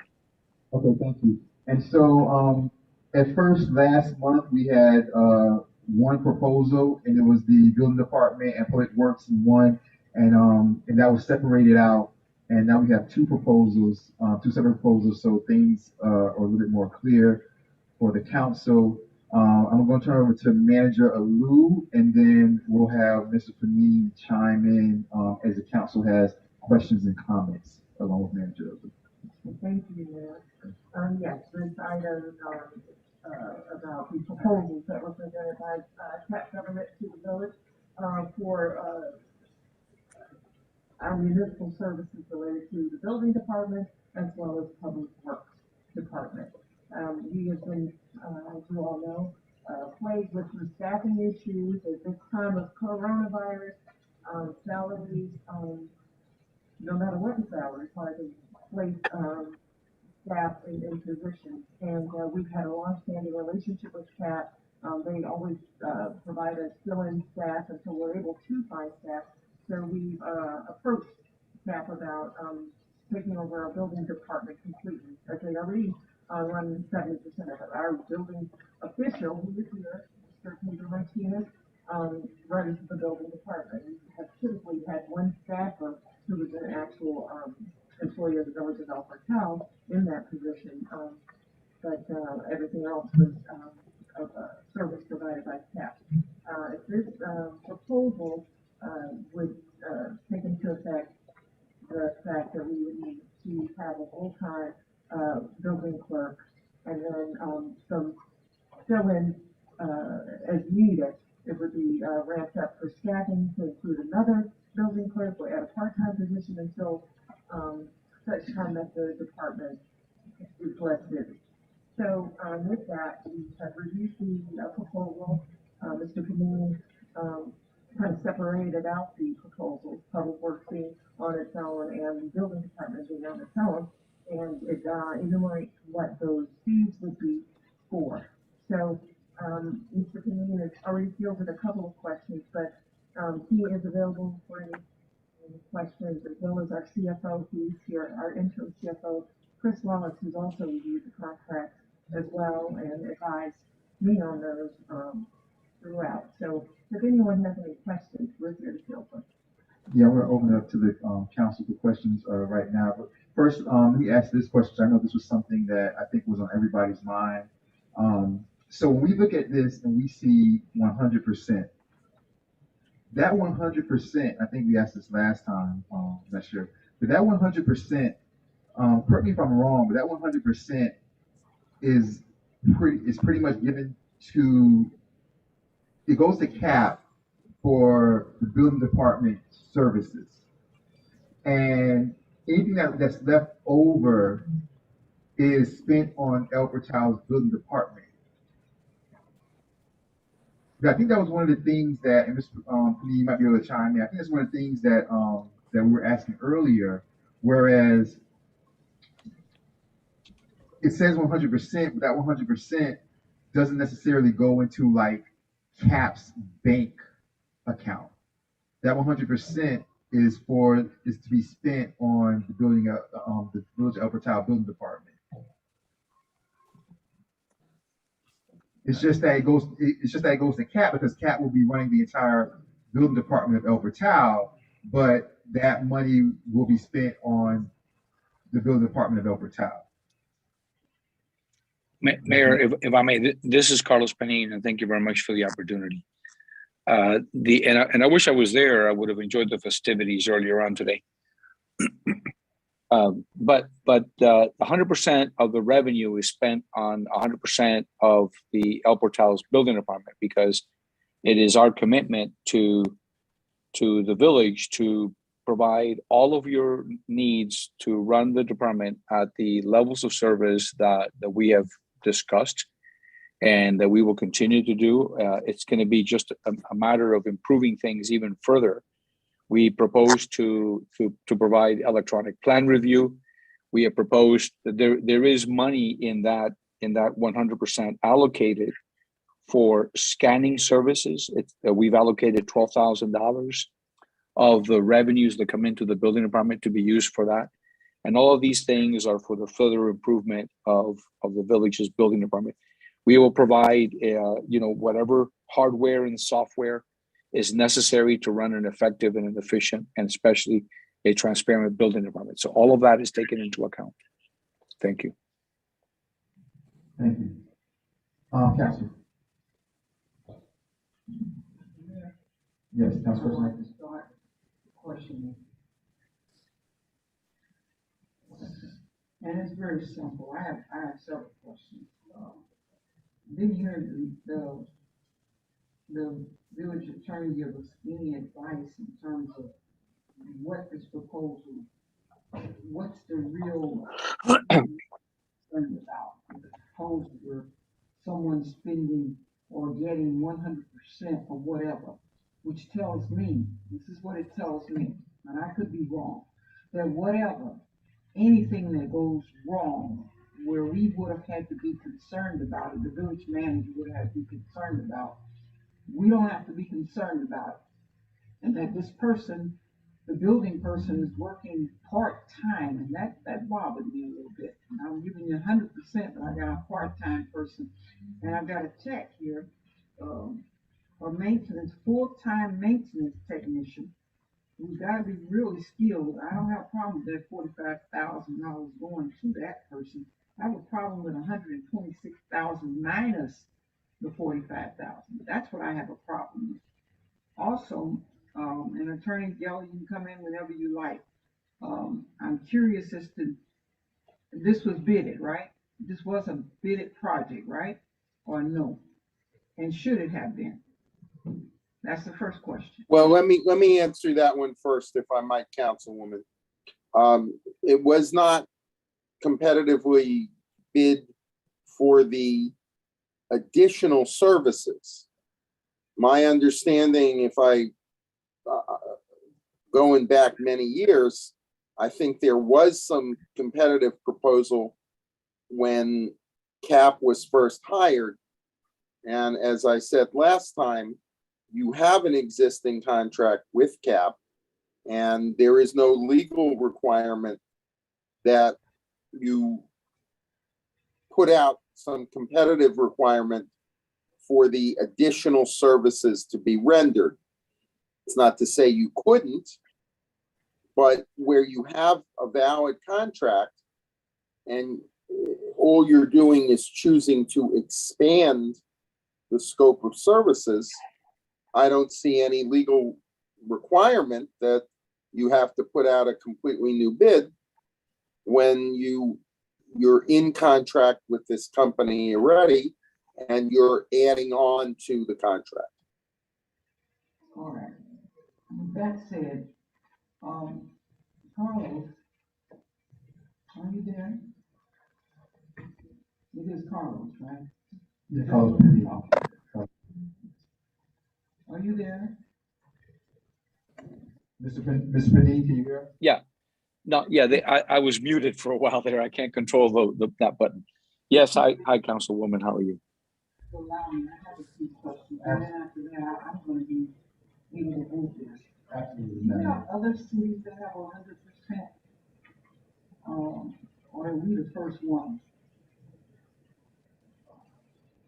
No, man, we work in other municipalities where we have 100%, and it's all based on the level of service and the amount of staff that we allocate to the client. In this case, we are providing 100% of the staff, and we have in addition to that added this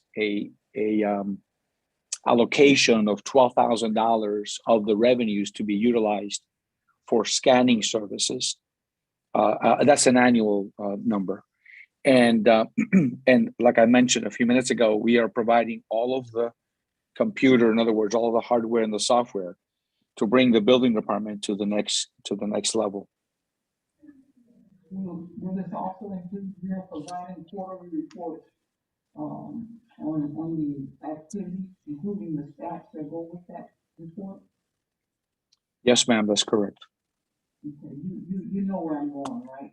I've got my former city manager's hat on. That's all I'm doing. I have come down quite a bit after doing a little research on this. So if I sound like I'm a little bit nicer than before, because I heard myself and I was kind of like embarrassed. So bear with me. I've calmed down quite a bit on this one. You just need to and so far I do appreciate it, ma'am. Yeah. I said some things that I can appreciate. What other cities do you provide this public works service or this kind of contract? We provide public works in South Bay. We provide, which is in Palm Beach County. We provide public works services in. I'm trying to think what else.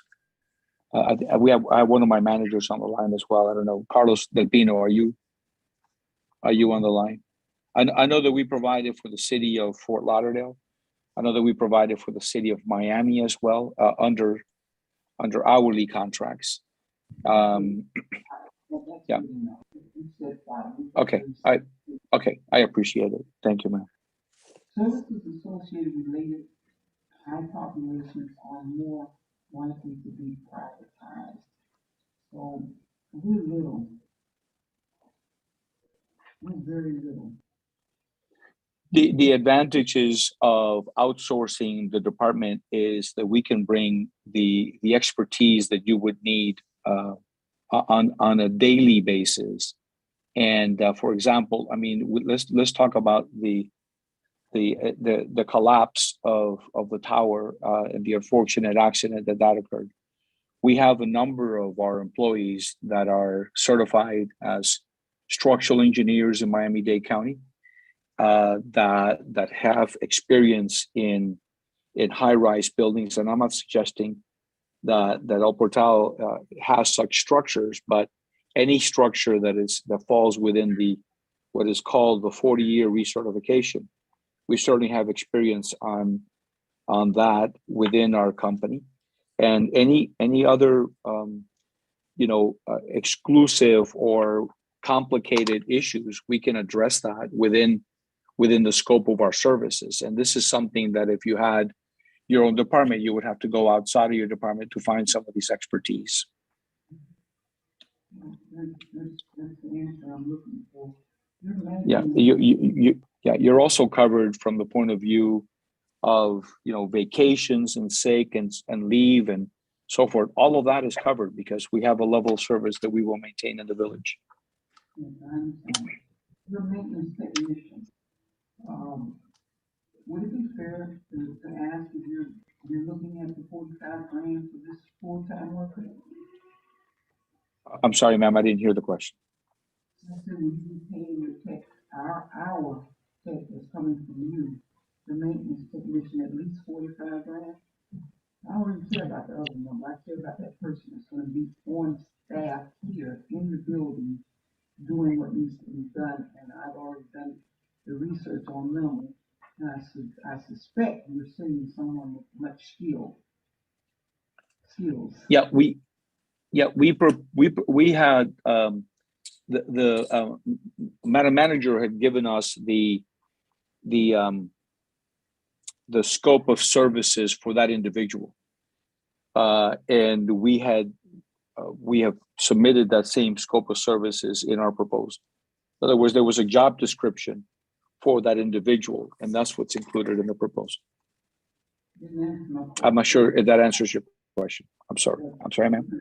Question in terms of will that person be making at least $45,000? That is the question. Now, manager, you can answer that if you like, but I'm asking the company, because he just told us $126,000 for this add-on.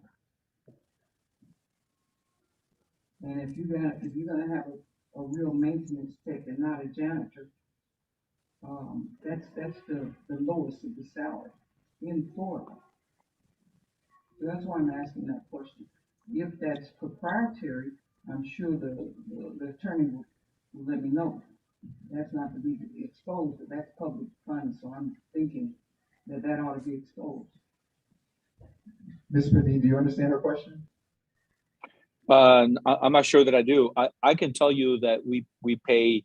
I mean, we have a human resources director that makes sure that we pay the wages according to the state of Florida. I mean, we've been in business for 32 years. We don't take anything like that lightly, obviously. But I couldn't tell you right now how much money that individual is going to be paid. To be honest with you, we have not hired that individual because this contract has been in conversation for a while. So that's the best I can offer at this moment in time. Everything we do, we'll do, by the book. You don't survive if you don't do it properly. Mr. American, am I understanding you have building planning and inspection services already, yes? We have. That was previously Mr. Jean, and now he does. I just want to clarify that. Other than that, Mr. Mayor, I'm pretty satisfied with Carlos' continuous information this evening regarding that. I just don't want to take advantage. I want a real mechanical technician here, so that when something comes up, because when I was reading the proposal, it's like this person, building review inspector, I have a few questions for that too. Is this a Florida licensed engineer? Because it just simply says Public Works Officer Engineer. Is this a certified licensed? It is it would be a licensed engineer anytime that there is a license requirement. We have a staff person that's been performing these services, and he is a professional engineer. We think that there are some duties that may be performed by an engineer other than a professional engineer, which is a PE, a professional engineer, and we think that if another engineer can perform it, as long as you get the level of service that you need and performed, under the state of Florida allows for our engineers to work under professional engineers, and that's perfectly fine. So what we can guarantee you is that it will be done by the book. So we will be getting what we need and won't be sued because we didn't have the right staff person. That won't be the case going forward, Madam Councilwoman. And last but not least, Mayor, this one's scary. This is the only proposal I've ever read that just kind of made me think about it a little bit longer than I needed to. I don't have any other questions, no comments, except to ask that we get quarterly reports of the activity and the stats that included the breadth and width of what was taking place in terms of public works and the building plan and review inspection services. Other than that, I'm good. What do you think, Madam Manager? Is that helpful? Absolutely, that's helpful. Having had to fill in for the public works director, I was able to come up with this job description. I know what the job entails, and so, having to do it piecemeal and rely on engineering services from Franklin Smith, Cap, others, I know that we need to have that level of expertise. So when we discussed this, Mr. Panini did say, look, you're going to need a certified engineer for certain things, and other things you may not need that level. We are able to provide all of it. And with this contract, it gives us an opportunity to have someone at that level at a salary that we aren't able to provide, but Cap is. What's the duration of this position, of this arrangement? What's the duration? moving forward.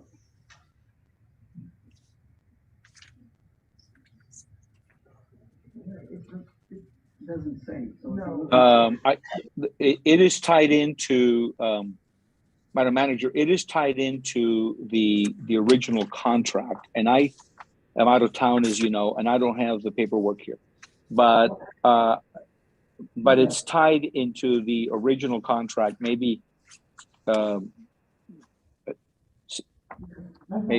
Joe. Oh, okay, good. Thank you. And this term of this contract is 3 years, renewable with one, the village reserves the right to extend the contract one additional 3-year term, providing both parties agree to all terms, conditions, etc. So, this contract was entered into on March 27th, 2019. Yeah. So we're coming up for renewal. Well, we can extend and see how we feel about the relationship. But I think it'll give us an opportunity to take a look at how things are going. We've got less than 6 months, so I'm hoping that you're amenable to, possibly just, maybe you do a 12-month renewal to see how things go, if we're satisfied with the relationship. So we have to give them a grade right now, what would it be? I give them a name. Yeah. Give them a name? That's all right, that's the more questions, that's all I need. Thank you very much, Councilor Ledford. Well, let me just say that the agreement can be terminated by us, you guys, with 10 days notice, and it's a non-exclusive agreement also, which means that we're not binding just to them also. So that's how that is. Before I open up to everybody else, whoever wants to speak next on the council, if anybody wants to speak next, let me just say that you guys, first of all, just really quickly, you know, like the money that's going to be paid to them. First of all, it's not coming from the budget necessarily, because the building department pays for itself as far as what it gets in. That's how that gets paid. As far as the public works situation, you guys, myself and the manager have been working tirelessly. To get that payment approved through some of those funds that I've been, I'm always talking about how I'm always bringing in funds. Get that approved by the funds coming in, so that won't even come out of the budget. So all of you, everything you see here on these contracts, or that we're looking at for this cap agreement, none of this stuff is coming out of budgetary money. So just keep that in mind. The building department stuff will come out of the building department fees, and the public works things. Myself and the manager, we're almost there. It's going to come out of the money that we're getting from Washington D.C. And when that money runs out? When that money runs out, we can do it by budget, but when that money runs out, we also have other funding though that we have that can be used for. You guys understand that we have money already. We have money from the Caboose development and things like that we can use for like building department and stuff like that. But that money, we're not even using money that we could possibly use, and other monies that we could possibly use. We're not even using those monies because we're trying to use money from the government that is coming in, where we're getting amounts to where we can't use that for the big enough projects that we have, like the sewer, because it's not enough money to cover everything. So even though it's like 1.2 million, you know what I mean, it's not enough money to cover everything. Now, if you think 1.2 million, and we have some other stuff that we want to do, but even out of 1.2 million, if this is 100 and what is it a year, 120 something thousand? I mean, you know, that's a lot of years. You know. But also, may I add to we've really underfunded public works. I know the chair of public works committee knows everything is public works, and this is a department that I don't understand how we've not funded it or have not gotten a department. We really need it. It's critical to all of the infrastructure changes that are coming down the line. There's so much happening in the village. It's really changing, evolving, and public works is something we really need to invest in so that we are, moved along in the proper way. And so we need to have qualified people. It's not a matter of just picking up trash. We really have to have more substance committed to the public works functions and services that we provide. And this is the way we can take a look at these things, and hopefully as time progresses and we build up our departments and our services, we can address funding public works in a more meaningful have these developments coming in, also you guys are getting a lot of money in for permits and stuff like that. We have these developments. Once developments like get closer to opening up, the skateboard park, the restaurant, and stuff like that, more money will be coming in also. So, anybody who's next for comments or questions? Councilperson Michael. Martin. I have Councilperson Martin. Sorry about that. I know, right? And so I have a question. It's for the CFO and the manager. What are the projected gross building permit revenues for 2022? What is that number? And I'm sorry, Chris Wallace, Director of Finance Officer.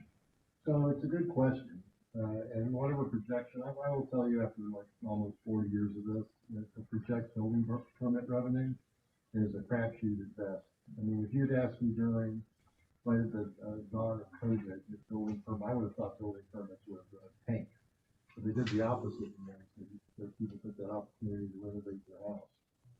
So the problem with forecasting the revenues and expenses associated with it is it's pretty volatile. And you can be chasing your tail sometimes. And that's why a lot of cities contracted with companies like CAP, because they can ramp up or pull down their activity as they need to do it. So you're not supposed to make money off your building permit revenue. Many court decisions have said that.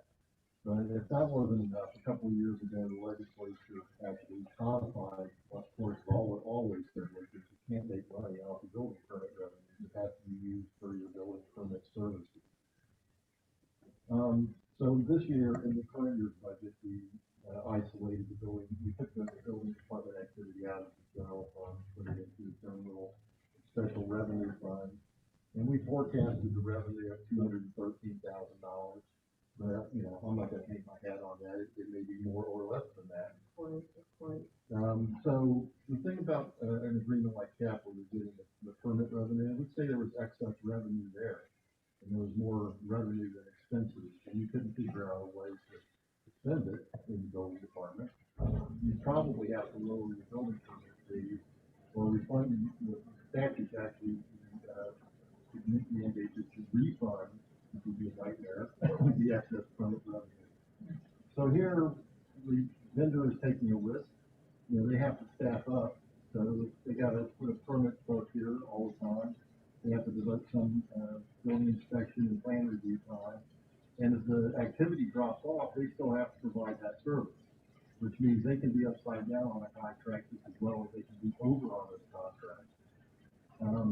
So it really doesn't matter how much revenue you generate, because they're going to get it. And if there's a lot of permit activity, they're going to have to throw more man hours as far as plan review and building inspections at it, and they will profit from that. But if it tanks, they will also still have to provide that service. They may be able to scale it down, but they're going to have to put someone at your front counter, because you never know who's going to walk in to remodel their house for it. And they're going to, they're at risk of having to provide that. that was a really good summation of both sides, and I appreciate that. That kind of it's how it fits. It's how it fits. So we understand it. With that being said, I do think we have to trust our manager's judgment. And Madam Manager, in your opinion, when you consider all the things we will be receiving, the uncertainty associated with this endeavor, do you think that this is a worthwhile contract for us to enter into? Yes, I do. I'm the one on the front line. Seeing what's happening here in the village, and I know the quality of work that CAP provides. I appreciate CAP. They've always been there for us. But we need to ramp up our services, and we've been taxed. That front desk has been taxed tremendously during this coronavirus. We are so far behind on scanning and digitizing. There's so many things we need to do to provide a better service. And also, we're taxed by the Florida law that states that we have to have these permits issued within 30 days. And so many times we haven't been able to do that because we don't have the manpower, we may not have the skill or the resources to do so. So I think it's the best option for us. I will review it, and I think that quarterly report is due. I like that idea for both departments. Public works as well as building department, so we can all stay apprised and just really monitor and see how we can, if this is working for us. And if it's not, then I will address that as well. But I believe that, and I really do believe that this is our best option for the services that we need to provide. Well, thank you. I appreciate both of you guys for those comments. I'm ready to move forward. Thank you very much, Councilperson Martin. Appreciate that. Question, comment? No, okay. I have all the questions answered actually. Mr. Wallace, my manager, we were talking and sent an email with the questions I had. And Mr. Wallace just clarified a lot of uncertainties that were there as far as like, the money and the extra money or whatever they could, the department could generate, what is that we can do with that money and why, and if there was any possibility of CAP doing something with that money and we couldn't. So just because they're the provider,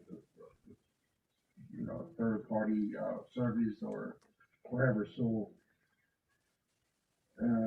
that being said, I think it's and again, just by providing and enhancing the public works department, like the manager said, the most needed improvement there, having an engineer, especially with projects that are awaiting. So it's a good improvement right there. Yeah. Absolutely. And as Councilperson Martin was asking a great question. Sorry for not calling you first off. But I have so much going on in my mind. But as Councilperson Martin asked a great question, and just keep in mind, you guys, we have a lot of new developments starting to come and open. The church here is going to be the restaurant. The skateboard park's now open. The Cathedral development building's now open. As they start to build and develop, they're going to have to start coming and pulling permits and paying permit fees. It was, what was it, Madam Manager?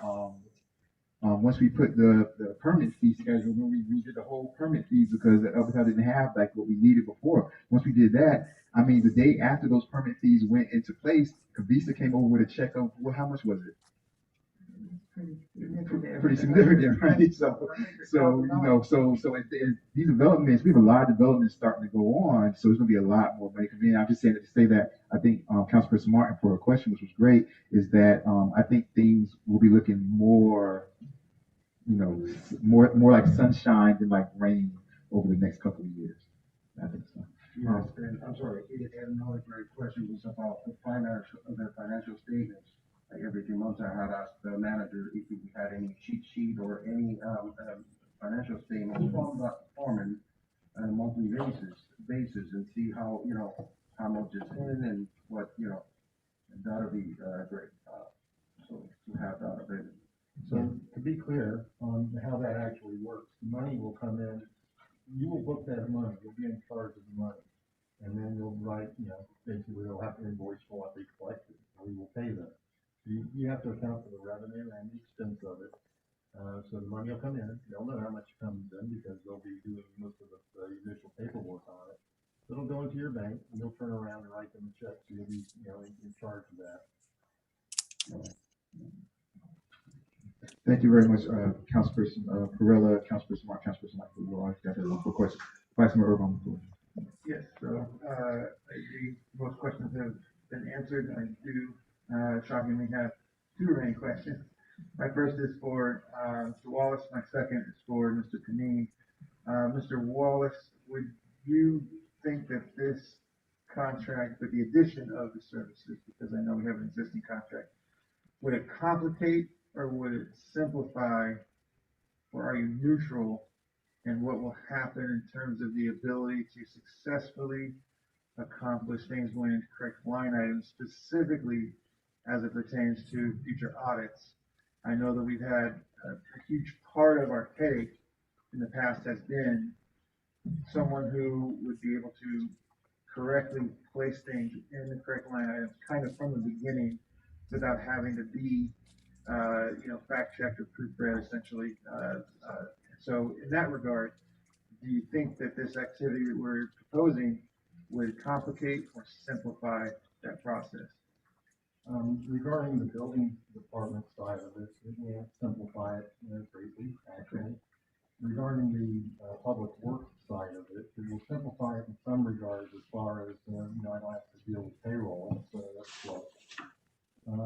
But you still have expenditures that you would be making on the public works side. Sometimes you might have to get things out, like if you're doing a construction project or say stormwater or whatever. But that would be complicated regardless of how you do it. So I don't think it would complicate it anymore. It would always be somewhat complicated from time to time. I think, how things get coded into the accounting system and, is slowly being cleaned up. But that's not either of these is that complicated, I don't think. I think, like I said, on the one side with the building department, we simplify it. On the public works side, I think you probably have some more managerial oversight with the public works director / engineer, which you don't really currently have, in addition to the maintenance tech or whatever you want to call the person who's going to be doing the day-to-day stuff. So I think that's probably going to be better, not worse. Okay, that's very glad to hear that. Mr. Panine, once again, thank you for joining us this evening, and we appreciate your time tonight being available to answer questions. My question is about, in all of this to do with the 100% aspect of this, my question is, will the village have the ability to upgrade equipment, systems, things to this effect within our department here in the village? Or at the end of this contract, would all of those updates essentially be residing in your facilities, where if we did choose to end the contract, say at the end of the second 3-year term, where we would then be having had updated all of this equipment, but then not having the benefit of actually making use of it should we leave the contract. So I'm just curious to know how that distribution works. I know that a great deal of equipment already resides at your facilities, but I also know that some of the discussion with digitization and things of this effect have to do with some of the equipment that we have here. So as the train passes, if I could just get a better understanding of what opportunities the village would have in upgrading equipment, if any. Thank you for the question, Mr. Vice Mayor. The services that's provided is what's called the software as a service, or service that would include the software already, and for that reason, we don't charge any additional monies for softwares that cost a lot of money to begin with. And the second thing is they cost a lot of money to maintain. There's constant upgrades to the software that we cover that cost by providing the village the service. We can and have discussed putting a computer and 2 monitors to do the plans review electronically. I think that we will work with the manager to see where the space is. But again, that would be, equipment that we would bring in. And if it was, at some point in time down the road, these things start losing their value. But if it was something that you would want to keep at the village, we can certainly talk about it. I don't know that after 2 or 3 years, this equipment that is constantly being updated by the manufacturers really has a whole lot of value. The data is what's important, and the village keeps 100% of the data. It's all yours.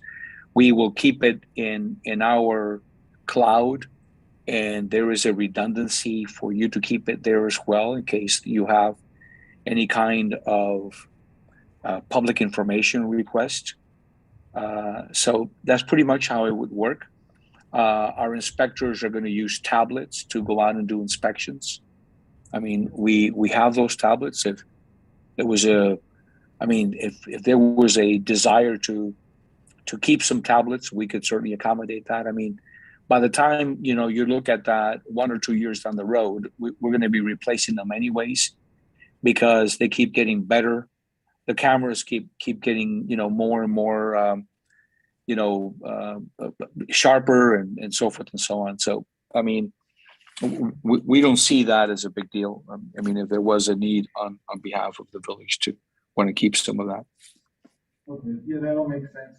So essentially, the largest part of this is the software, and if we were using your software or using someone else's software, the cost essentially would be similar. Our database is still accessible to us, but that actually raises a third question I had not considered, and I don't know why I didn't consider this, but could you speak a little bit to, I think you're probably better prepared than we would be on our own, so I think this is a certainly net positive for affirming this contract. But if you could please address a little bit of how you would be prepared against something like a cyber attack or ransomware, this type of activity. Yeah, as you mentioned, the cloud, that was the very first thing I thought of was, okay, how susceptible are we to being held hostage by someone who would have access to that system? Could you speak a little bit to? Yeah, I'd be happy to. Thank you for the question. A couple of years back, that was never an issue. When we renewed our insurance 2 years ago, it became our business insurance, if you would. It became a topic which we bought cybersecurity insurance for our company that includes covering all of our clients and any of the data that we have. So we have insurance for cyber attack throughout the company. As recent as this morning, we have an IT director that works across the board in the company from one extreme to the other. We can offer his services if there was any concerns of a cyber attack. As recent as this morning, he asked me to change my password because it was too old, and he wasn't talking about me; he was talking about my password, and suggested that I go ahead and change it. And so we are vigilant of these attacks constantly. It's extremely important to as you very well pointed out, to have the tools and to have the insurance, errors and omissions, loss of business. I mean, there's so many of these things out there that are important. And we as a corporation we've now hit the 230 mark as far as number of employees, are very, very concerned, but also very confident that we are vigilant on it. Will it ever happen? We pray not, and we try to do our best to prepare ourselves for that. All right, very good. That's certainly reassuring. And that, as I think about the cyber aspect of this, I believe that the redundancy that you're talking about in terms of us having the data here on site as well, I think an effective redundancy actually negates the threat, because they can hold one system hostage, but if you've got everything duplicated, then they can have that and keep it for all we care, right? And we can move on with the rest of the backup, right? So how often? That's correct. How often would we be backing this data up to our site here? It's up to you. There's some municipalities that want to back up every day, and they do. And there's some that wish to back up once a month, and they do. And it's just your level of confidence and how often you would like to do it. There's no cost on your end or on ours to do it. It could be set up as no different than you would set up a backup in your cell phone. I mean, remind me every 30 days if you wish, or you can do it daily if you wish as well. At 7 o'clock in the morning, or at 7 o'clock at night, or somewhere in between. Very good. Thank you for hearing my one question turning into three. And again, thank you for your time this evening. Thank you very much. A pleasure. Do you have any comments on Zoom? Do you have any comments on hands up? We're good. Any last comments or questions from the council before I ask for a motion to be second? You're good. Can I have a motion to approve? The motion to approve resolution I-1. Moved by Councilor Blackwood Ward. Do I have a second? Second by Councilperson Carrello. Madam Clerk, could you have roll call? Roll call, Councilperson Martin. Yes. Councilperson Lightfoot Ward. Councilperson Carrello. Yes. Vice Mayor Irvin. Yes. Mayor Nicholson. Yes. Motion passes 5-0. Thank you very much, Madam Clerk. You guys did a wonderful thing today as far as, this is very big, you guys. And as far as keeping retention, where, you know, we don't lose somebody and we don't have, like right now we're going through a code enforcement. You guys have no idea how many code enforcement calls I get every weekend. And I'm like, you know what I'm saying? All the time. I get code enforcement calls all the, like, I got like 6 this weekend. And so we don't have to worry about, just figure out what we're going to do about it. So. Yeah. All right, you guys. Going on to the reports, Madam Manager, your report. Thank you very much, and good night to all of you. And Thank thank you you very for this much, vote of confidence. Ms. Panini, thank you very much. We appreciate you. Okay, look forward to serve. Oh, how you doing? Well, he was just here to, you know, you got this in suit. We appreciate you, man. We appreciate you. Thank you. Of course. Thank you. I was talking about his suit over there. Thank you, Ms. Finney. I'll see you at the next league event. Yes, on the December 2nd. December 2nd. Yes, sir.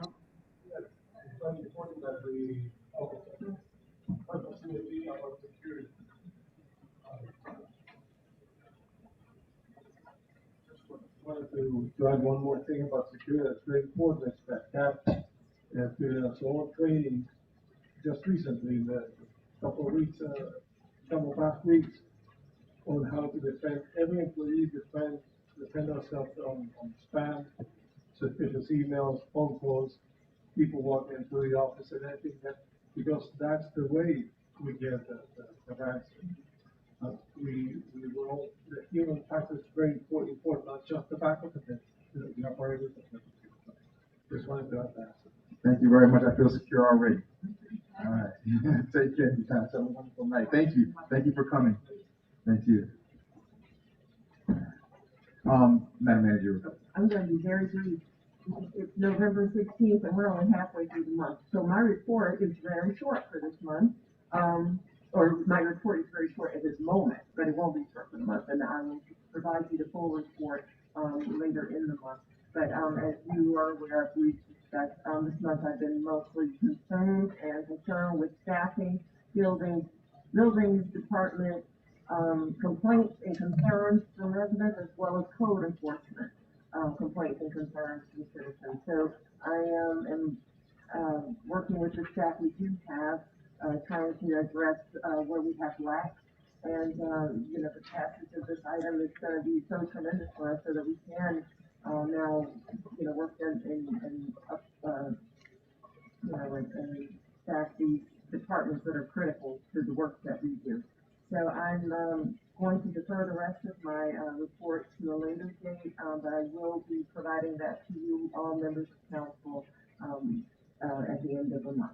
And that concludes my report. If anyone has any questions, though, please feel free. I appreciate that everyone has been reaching out when needed.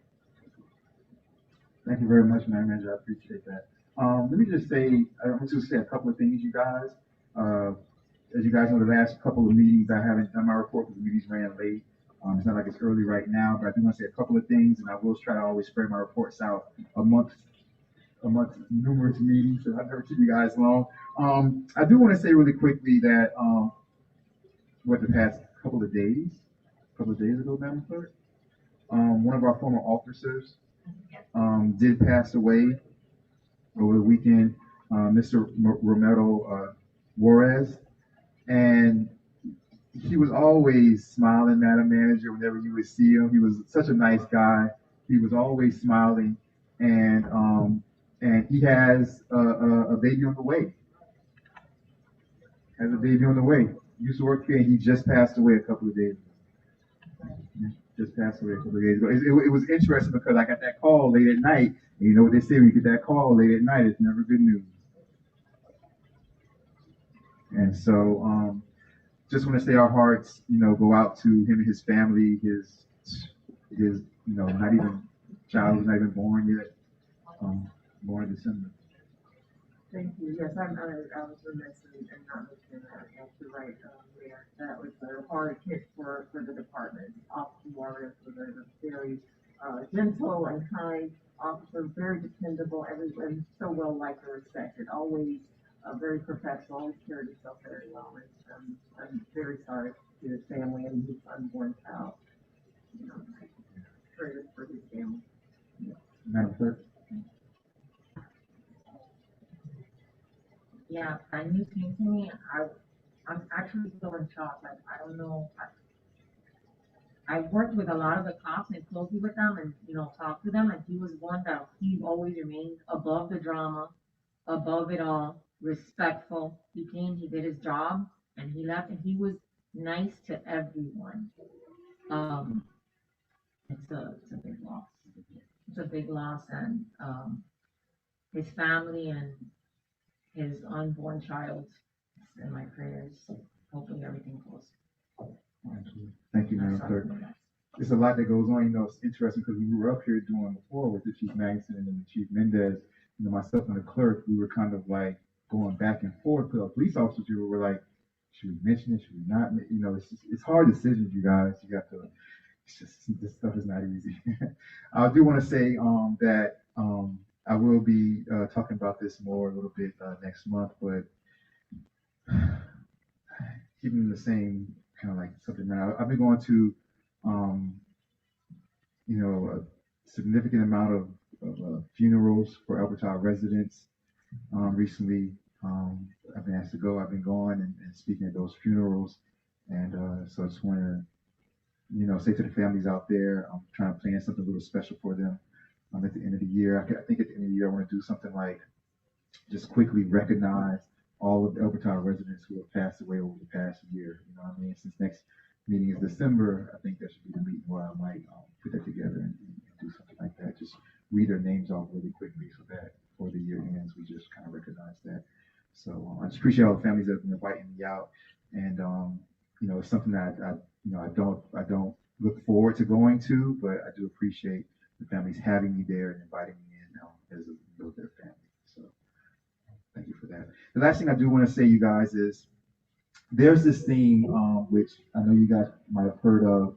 And I know some of you guys are probably really familiar with, but I've been in a lot of meetings recently with with Commissioner Gilbert, about the RTZ, the Rapid Transit Zone. And so it's interesting, you know, Commissioner Gilbert has been, I've been like the voice of peace, you know, it's probably no surprise, like the middleman.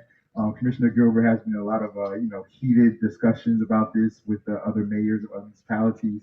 Kind of like, okay, you guys, let's just kind of keep the peace. You know, I think what he's trying to say is, I think what she's trying to say, I'm like one of those. But let me tell you why I'm bringing this up. This is important. So Commissioner Gilbert's trying to push this thing called the Rapid Transit Zone, you guys. It's something that's been in play for a long time, but they're like really like kind of changing it and updating it and ramping it up. And so what that is what he's calling for, what he's trying to pass through the commission, through the county, so that, you know, it's law is this, so that there's two things we have to abide by. The first thing is we need to, what came out of our last meeting, and it's like it's Commissioner Gilbert, and it'll be like maybe 6 mayors there, you know, and we're part of the Rapid Transit Zone board or whatever. And so what's happening is that they're talking about the where they want to build these like cities within cities at the major stops. So like this one will be like remember at first it was going to be over here, but now it's going to be 79th Street for the major stop for, you know, the Bright Line, the buses, the everything. And so what they're asking is not even asking. What they're saying is that they're going to mandate. Well, I have to come back with for the next meeting. I have to come back with what we feel is the lowest we would go as far as density. But if I come back with what we feel like is the lowest we're going to go, and me and the manager been talking about this, they don't have to accept it. So let's say, for example, I say, okay, you know what, you guys? I say, you know what, county? In our rapid transit zone, first of all, they don't even know how far they're going to go out from 79th Street. They don't know how far they're going to go west, east, north, or south for their rapid transit zone. And so the way it's going to look is you're talking about, it's like a modern metropolis, like that's going to expand from 79th Street. And they're going to try to bring in not only the Bright Line, but they're going to try to bring in like little metro movers, busways. So these rapid transit zones are going to be huge. And so what they're telling us is that it might even stretch all the way up through like where our little farm area is over here. And so what they're telling us to do is come back with what we feel is our lowest density point. So let's say, for example, if I come back to them and I say, okay, you guys, we won't go no lower than 1 story, right? They're saying they can accept it or not accept it. And they're asking that our lowest density for all municipalities is about like 5 stories. So that we wouldn't be able to go lower than 5 stories of building in the rapid transit zone.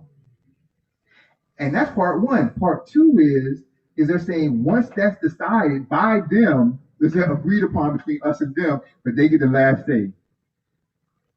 Once that's decided basically by them, then the second one is we have to pass an ordinance that what our floor density is, no other commission or council could ever come back behind us and lower the density. So that once it's in place, nobody can come and make it single family home zones or something like that. So they want to build, and they're talking about building 37 foot tall buildings, 40-foot tall buildings, all up and down here for their rapid transit zone. All type of hotels and restaurants, and they said they're trying to make it like all these rapid transit zones are going to be kind of like when you walk into like Disney World, you're like in a different world kind of, where like it's just like they're saying like a whole metropolis city within the city. Craziness going on right now. So many people. Go ahead. So I've been talking about this for over a year because there are other large urban centers around the country that are eliminating single-family housing zoning, right? And people are like, oh, that's not going to ever happen in Miami. Because they are talking about exactly that, right?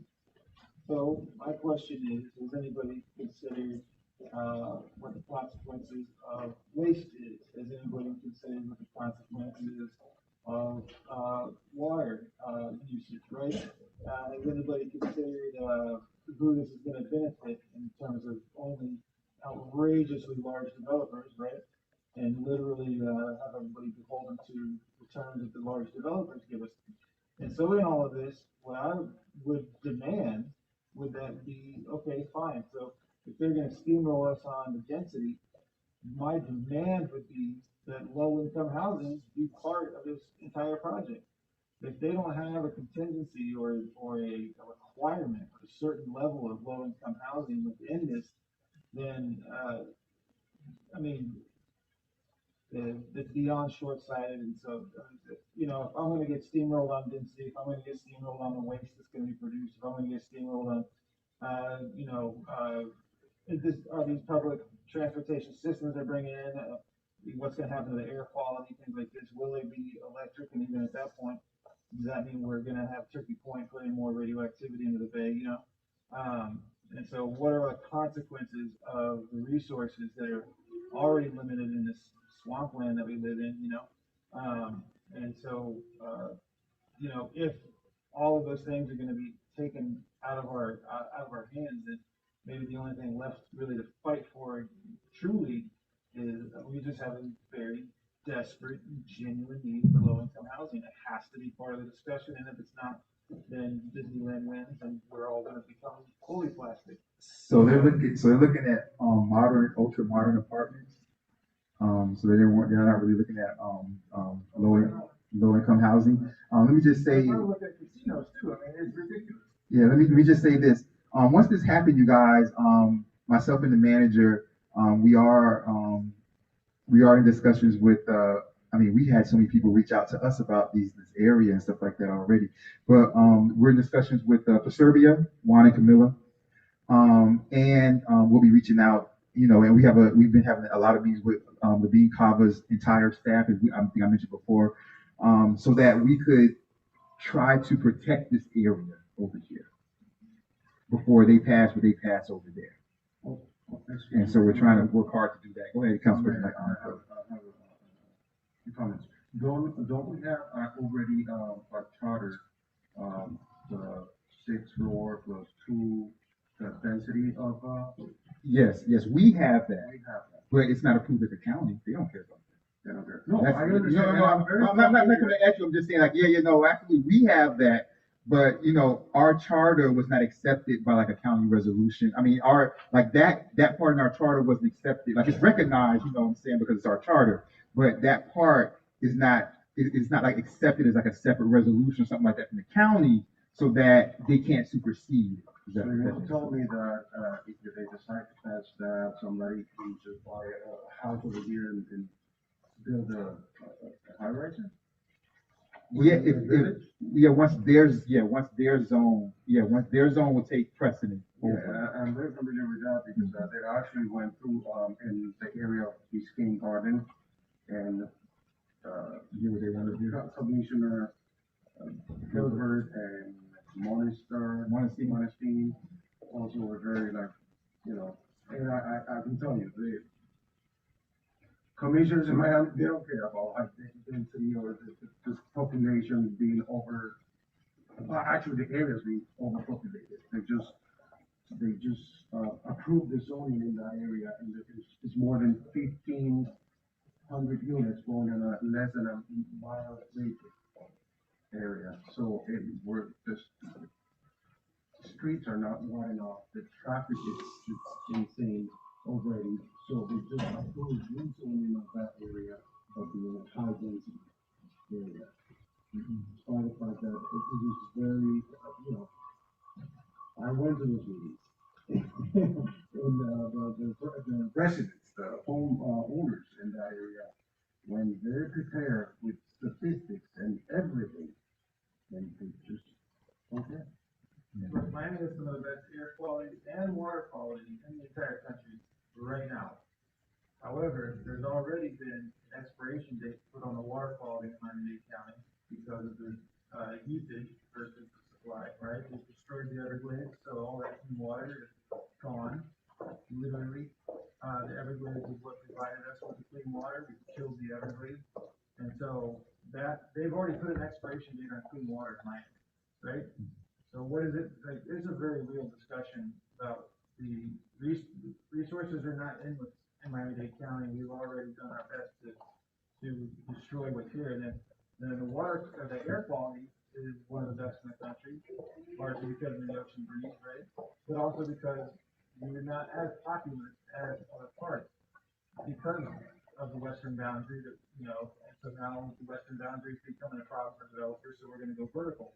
But vertical, I mean, the supply chain of waste is a very real thing to consider in terms of these density issues. So unless there's some very forward-thinking and far-thinking thought going into what is the impact going to be, density's fine. We can increase density radically if there's a plan for how to mitigate waste and responsibly preserve resources.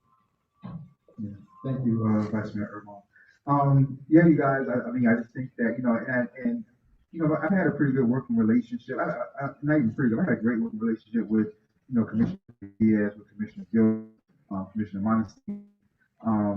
But at the end of the day, we're here to protect our community.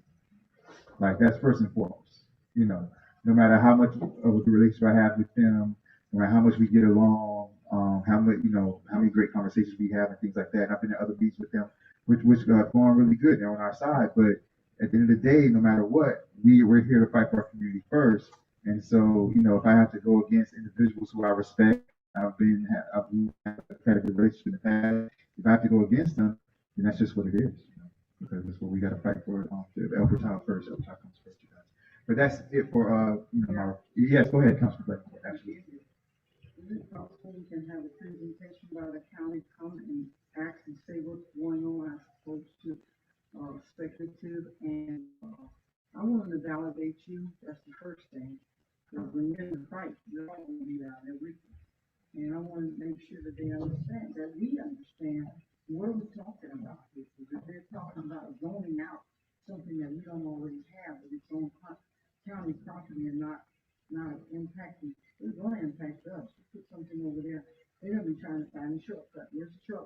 village. So I think we would do good to, like you, let's sit down and talk. Let's hear what you're talking about, and then invite them to one of our, what would that come in, whatever, what committee that comes. City planning and zoning committee. As a matter of fact, don't even let us hear about it. Let's let the community hear about it. They're gonna come in and talk trash about this kind of stuff, then the whole village needs to know about it, so that when we have to flood the county commission, we will be right with you. We'll be a united front, saying, listen, we're not trying to destroy El Patel. We're certainly not trying to change the atmosphere. So to me, I'd rather go in with a peaceful move than a radical disruption. That's just the way I see it. Listen, we didn't always have a, used to be noise around me when the train came. Anybody remember that? Used to be noise around me. And I told them, you know, you come to here sometime, you come at a certain time. Don't be going that doggone morning time you come here. Because early in the morning, this is just in recent. Early in the morning, they would start going to doggone horn at 5 o'clock in the morning, people still in the bed, got children. So we can make a change. But I want the whole community to hear this. If it's going to impact us, man, the way you say, the entire community needs to come out to the forum and hear it. And if there's a way to, El Patel can put a referendum on the ballot in the next election that says we don't want what we don't want, or we do want what we do want, and that's it. Because we're the quiet little village that people talk about. A village, a real life, honest in the village. I appreciate the report, but I have no idea that they're going to try to railroad. You're right, railroad, something broader. Yeah. Ramrod. That's what it sounds like. That railroad. Railroad and ramrod. They're trying to do everything Councilperson Lightfoot. I'm not even going to be embarrassed. Establish more the state. We are real honest to this village. Not some places you just can come in here and decide that we're working money. No, we have rights, responsibility. We did a thought from Main Street, and then we say about it. We be on this side of Main Street, we got something to say about it.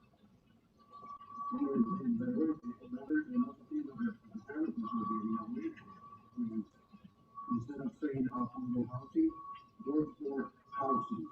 But is that workforce housing? But is that regulated by the government? So they're not saying how much they're, charging a month for a teacher that makes $40,000 if anything, can afford $3,000, $5,000 workforce housing. I probably like the one I was on a presentation to see exactly what's going on. So we know what's an effective way to combat it, and strategically protect output and whatever.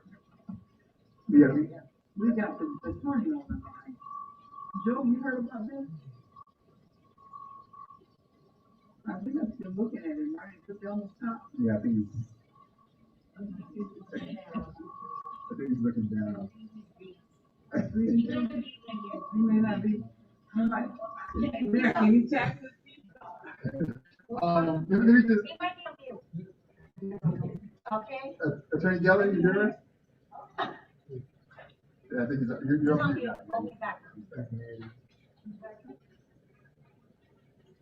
Attorney Geller, you up? No. Attorney Geller. Yeah, I'm sorry, I was muted. Yes. No problem. What is it, Vice Mayor? We're discussing the rapid transit zone. Vice Mayor? No, Councilperson Lightfoot Ward was asking, do you know about the rapid transit zone? We're discussing the rapid transit zone that the county commission is starting to pull onto the municipalities about. Have you heard about the rapid transit zone and what they're talking about doing, the density?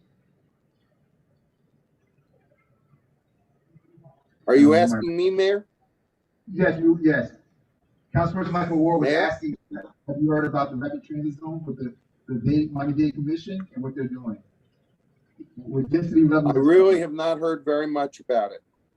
Okay, no problem. Thank you. Thank you, Attorney Geller. You guys like, so, what I will do, I will reach out to them.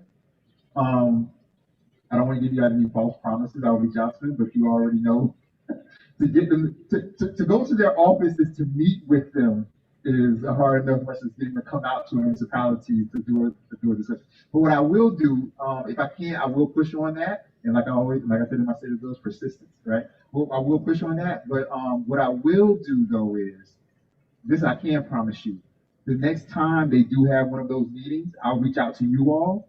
And if you all are able to make it, we could carpool. You know what I'm saying? And do that. We just won't discuss anything that's on the agenda. Right? We'll caravan. We'll caravan. But I will. But I definitely will do that. I promise you guys that I will. Next time they have one of those meetings, I'll let you guys know when it is. You guys can make it. Even the committee members. Yeah. Yeah, I'll do that. And what I'll do is, because even though for these meetings were closed, so I'll ask them for permission for guests, for 4 guests, and then we'll do it like that. Is it really public knowledge or? No, these are closed doors. Okay. Yeah. So No, these are closed door meetings. All right, you guys. That being said, Attorney Geller, do you have any report for us? Yes, Mayor.